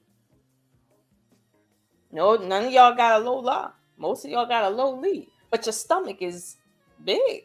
How? Now, just for context for those who are watching, if you speak Hindi, you know what I just said. You know what I just said. It's the difference between big stomach, Little Johnson. How did we get there? How did we get there? You eat stuff to get you big, but Johnson stay small. How did we get there? Yeah, no. Let me calm down. Yeah, get behind me. Okay, I'm sick of it. Yeah. Okay, I'm sick of it. What I'm also sick of, and this is truly what I'm sick of, because in my culture, we separate this when it comes to children. By the way, okay, I'm sick of India showing all these sex scenes in their monuments, like all sorts of sex scenes, okay, of naked people everywhere, like it's just sex scenes everywhere, like statues of whole sex scenes in front of children. They everywhere, all your monuments, is sex scenes everywhere, and then you want to act like to even talk about sex is taboo because y'all so conservative, but you bring your children to all your temples and your monuments, and it's all sex scenes everywhere. I mean, it's some of the sex scenes rivals what we do here in America. Like, what's going on? Why is your children around all these sex scenes, pornography? And with that being said, we're going to take ourselves a very quick commercial break. Messages, we'll be right back.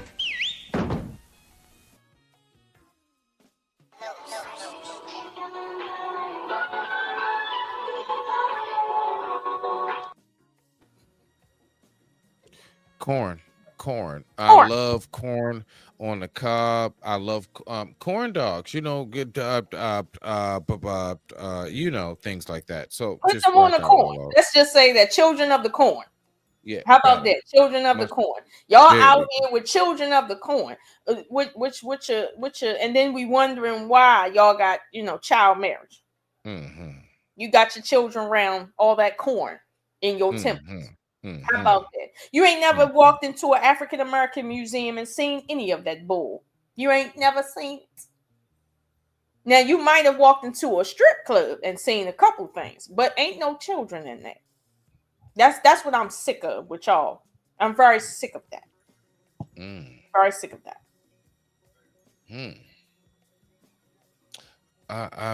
I'm not really all right. So hold on. See, the thing is this, right? Do you see that more so as because you know something that gets me when it comes to a lot of things that go on now that we've always known that's gone on for centuries and decades, right? Is if it's been going on so long, we have all kinds of information and knowledge and intel on what takes place, how it takes place. And if people keep going into it, is it really something that is not wanted by the masses, or is it truly something that honestly majority of people actually either applaud and or endorse? No. And the reason why I say no is because I understand that the human psyche is something that has to be programmed. Your desires are not your desires. Every desire you have, every thought you have has an origin, and it can be calculated on, just about calculated. There's not very much that isn't programmable inside of the human psyche. It's just very much not much. So to say, well, you know, Pete, the masses just desire this kind of thing, right? There is no such thing as the masses desire anything. The masses are just malleable pieces of culture that if you put certain things in front of it enough, right, we'll just go along with it. Like that's just the way it is. That's why we say, you know, train a child in the way you want that child to go. How do you do that? You don't force the child to learn. You just put things in front of the child. That's all you got to do, and it'll just naturally just go along with it. And what are we but children, truly, just in bigger bodies? Like that's it. Like, no, it's not that the population want to see anything. Have you noticed on some of these more salacious like Instagram pages where they show all the celebrities, world star and stuff? Have you read the comment section lately? Yeah, no, I'm big on reading the comment section. Like usually my thing is when I look at something, I'll check that out. And my main thing is I want to see what people think about this. You know, I'm one of them. Like, what does the public think about it? Have you noticed that the public, over 95% in the comment section, is rejecting the very things that they're being shown? I would say for me, from what I see, it's about a 75-25. I see more, a little bit more than that. I'll say this. Whenever they show, let's say, for instance, what's that girl's Sweetie or Lotto or any of these type of celebrities, you know, turning around their backside. Yeah. On that note, and stuff, and then the same old people twerking. It's like if you just read the comment section, ain't no men. It's very, very few men that leave a positive comment. Most of the men, and I mean over 80 to 90% of them, are leaving negative comments. And the women aren't doing it either. Okay. So you weren't just talking about the men. No, on that note, yes, I do recognize that. No, that's all over. No, that's all over. That's all over. I see. But keep in mind why that's happening. It's not happening because people are more moral. That's not it. What happens is, twerk, for instance, let's just say it's, you know, twerking, right? It had its place when it was in the club and nobody could, you had to pay to see it. It was a rare thing. Now that it's in your face, even if you don't want it in your face every day, all day, like it doesn't matter. It's losing its luster, and the human brain is trained to look for something different when it gets too used to the same pattern. And what now is people are saying, hey, even though this normally would be attractive, it's so pattern-like that my brain is wired to look for anything else. Now niggas is looking for females in turtlenecks. Wait a minute. What's wrong with a woman in a turtleneck? I mean, I'm saying they're looking for a woman in, like when they look online, when they see a woman that ain't doing that and actually got on clothes, they actually are like, ooh, and they in the comments. I see. Not, you know something. And I believe that's because there is still there, those of us out here who actually attract to the genuineness of the art of mystery, and what I mean by that and the art of mystery is when you know that everybody is just showing the exact same thing, and that's primarily most of their body, that right there, it'll just go over a lot of people's heads at some point, as far as like it's oversaturated. You were correct. Yeah. It's way oversaturated. So now, when I see a big, like for example, like summertime used to be the best thing for men, simply because we knew we would want to take that trip to the beach to see what bikinis, because and I know times have totally changed, but I'm just trying to help with a shift of how I know you see where I'm at, Lolo. Like to know, oh shoot, you're gonna wear a 2-piece, like that was the shit. You know what I'm saying? Yeah, it was. Heck, a 1-piece even, because it's gonna be some legs and some arm, a lower back, and some whatever. We gonna get to see something, and when everything is exposed all the time, it really does take away from that art of mystery for us as men. Y'all really don't realize how powerful that is. That's just like the little just slide show of a leg, and then you make us wonder what else is there, not leaving out and all the time something where everything is shown and there's nothing to fantasize about.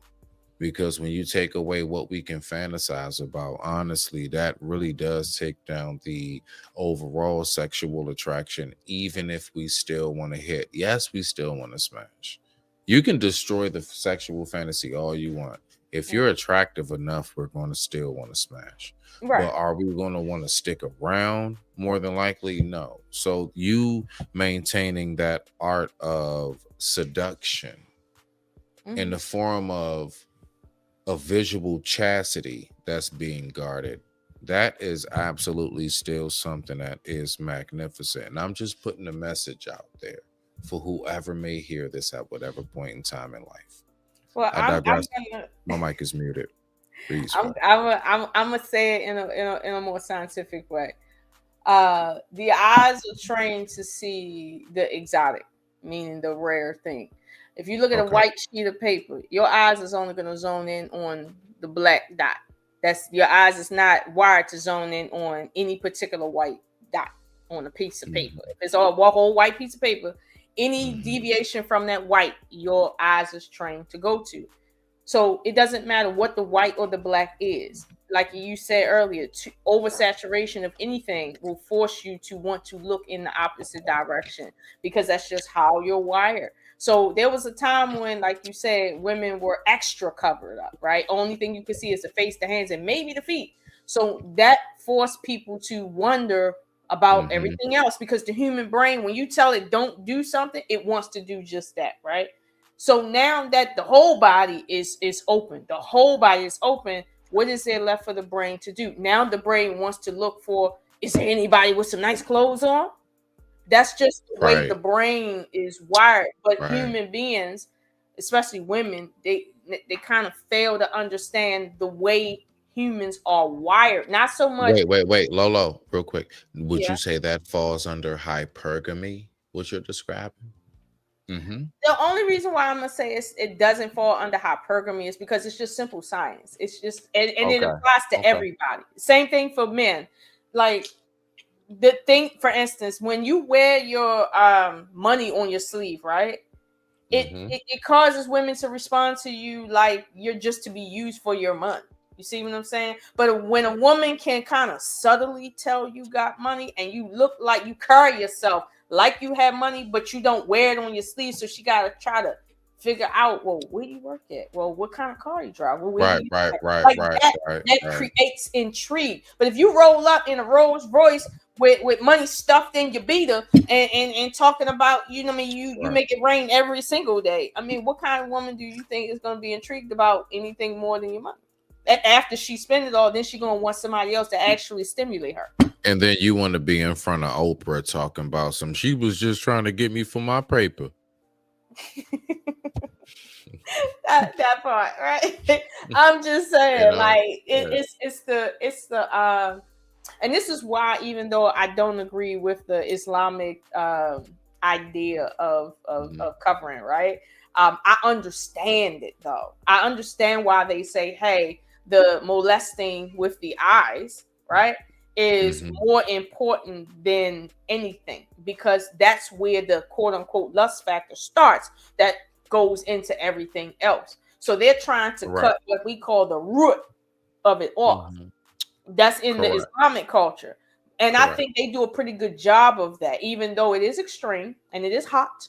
Okay. They do a pretty good job of that. However, I would say what's missing from that is the cultivation of the self, which I feel like, you know, other cultures may have a little bit better, because if you tell everybody wear a thobe, sure, you're not going to get as many people looking around. However, humans are still human in their brain. Like, you're not changing the monsters. You're just making it more difficult for them to openly do and think.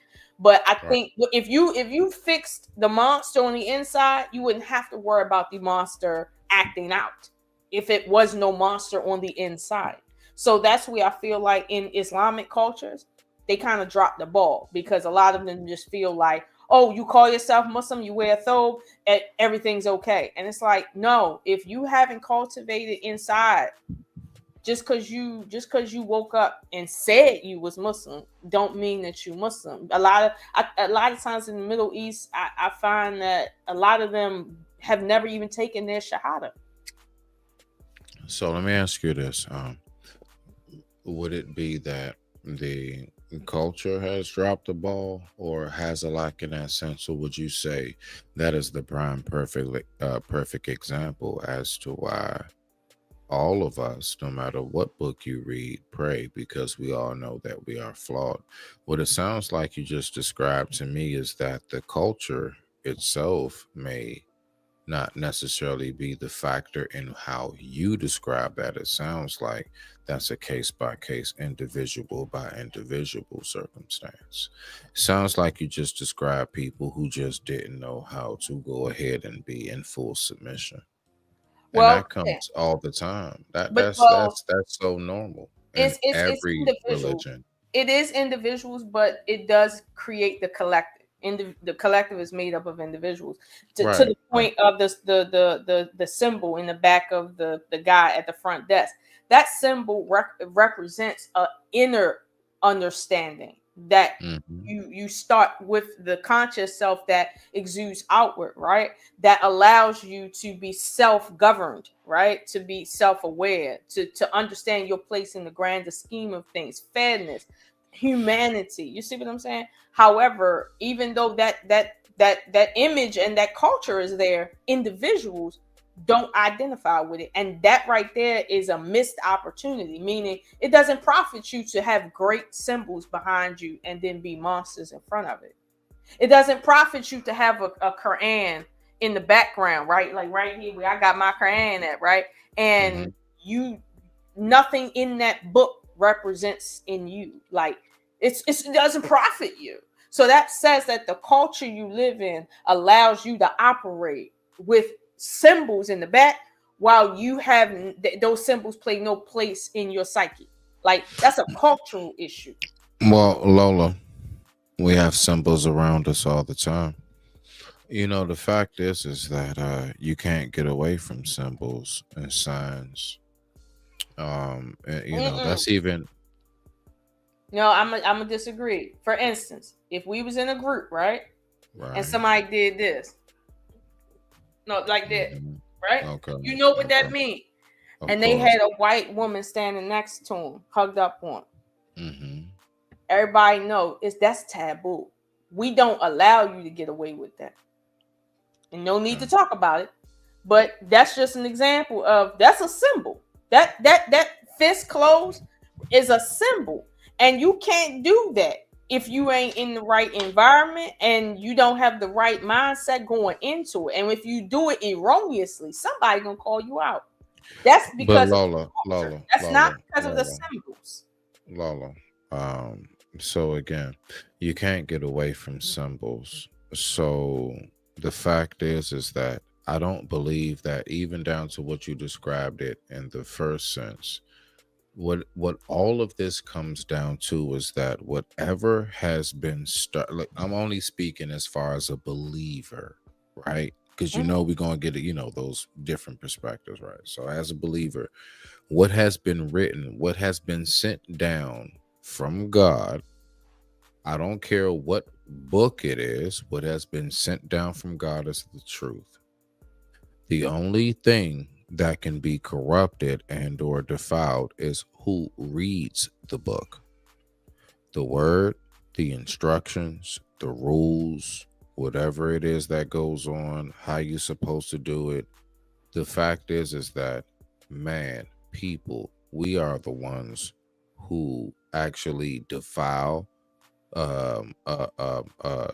deviate, go against the grain, disrespect, and or just downright maybe not know, and we just trying to learn. Go ahead. No, go ahead. I digress. My mic is muted. I ain't gonna take up too much I time. was gonna say, listen to what you're saying. We disrespect. We do these things. We do these things. We do those things within a culture that allows for it to happen. Okay. See what I'm saying? If the culture don't allow for you to do that, you don't do that. The culture, like, because there's a consequence system within culture. So again, there is no, for instance, when you go to places like back in let's say 1999 Iran, right? Not one strand of hair culturally is acceptable. Not one strand of hair. Nobody broke that rule. That's the culture. So you don't walk around looking lewd in that culture. There is no you want to walk around lewd. There is no lewd there. Like, that's the culture. So how, like, for instance, back in the day, there was no disrespectful children, let alone in the street, because the culture didn't have that. The culture said if you talk crazy to any adult, first of all, whenever they get you home, you getting whooped by more than one person. That's the culture. There is no you get to do that without consequence. Now, unless you like getting hit in the face all the time, don't nobody do that, and didn't nobody do that. So it's like, this is what I'm saying. These people today are doing what they're doing because that's embedded in the culture. So this is why I'm choosing to harp on Indian culture rather than just to say Indians ain't you know what. No, I'm harping on the culture that has them having contradictory images, like what we seen on that vlog video. I'm harping on the culture that has them thinking that they're above anybody when they literally are the worst of the worst. I'm harping on them when they think that they have a caste system, but that caste system is only there to keep in place the people who aren't really even on screen, which is white people. Okay, there was no caste system until white people decided that most of them were at the bottom, and then what I mean, genetically mixed them out. Gotcha. Right? So this is the culture. You're accepting this as your culture. So don't tell me that, hey, black people don't have no culture when you're perpetuating the very thing that you're claiming other people are beneath you and they don't have. This the way y'all treat each other out there. Looking to get strong. That pales in the face of what happens here in America. Pales. So my thing is, until you fix the plank in your own eye, Mr. Punjabi, don't talk about Jason, Kevin, and Thomas over here. Keep yourself over there and figure that out. That's the one thing that in our culture that you don't have. And granted, I'm not Christian, but that's part of the culture here, okay? You don't talk about the plank anywhere if you got a plank. Okay, you deal with your plank first. That's our culture, and I'm proud of that. I like that. Okay, that has meaning here because it shows and proves itself. I don't know what the Punjabis is doing out there when it comes to what they are, what the foundation of their culture. Because I think you played it before. The video you sent me. I just realized. I just realized after like the fifth time you keep calling them Punjabis. Go ahead, Lolo. I'm just saying, when we talk about culture and saying culture has to be founded on something, there are principles that our culture is founded on, and that's one of them. The whole idea of sweep your front first before you go on somebody else's front talking about what's dirty. Right. That is the same as to say, take the plank out of your eye before you worry about the splinter in someone else's eye. It's the same culture, and we have always had that. So I'm proud of that. But whatever they got over there in those small rooms or whatever the case may be, worry about yourself. Don't be worried about how much of a, what this say, Negro he is. Worry about what y'all doing. Why y'all still in the place y'all is in this world, even though you ain't quote unquote black. Worry about that. I'm black, y'all, and I'm black, y'all, and I'm blacker than black, and I'm black, y'all, and I'm black, y'all, and I'm black, y'all, and I'm blacker than black, and I'm black, y'all. Yeah. So was that your final thoughts, Ola? Yeah, I might as well. I mean, God damn it, Jim, mine as well. Yeah. So we're gonna go ahead. We're gonna get ready to get up out of here. I appreciate everybody for tuning in. Thank you so much once again for tuning in to another episode of the Lighthouse _301, aka Spitty's Corner. And thank you so much, Miss Oshun, aka, that's right, the Dragon TV. That's right. Isn't it the Game of Dragons TV? Make sure y'all go subscribe, man, to the Game of Dragons TV. Show our sisters some love. They may not like us, but I love us. And with that being said, I digress. My mic is muted. We're gonna go ahead and send you off, sis. I appreciate you.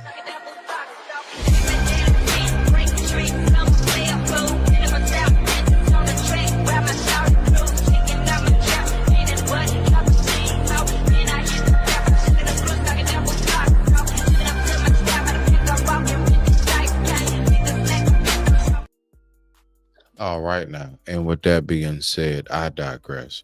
My mic is muted. Respect to the family. My mic is muted. Now let's go ahead and get on up out of chat. Little nigga, but I'm big hearted. DC, where it all started. Long nights being outside. Got big love for that south side. A lot of dirt get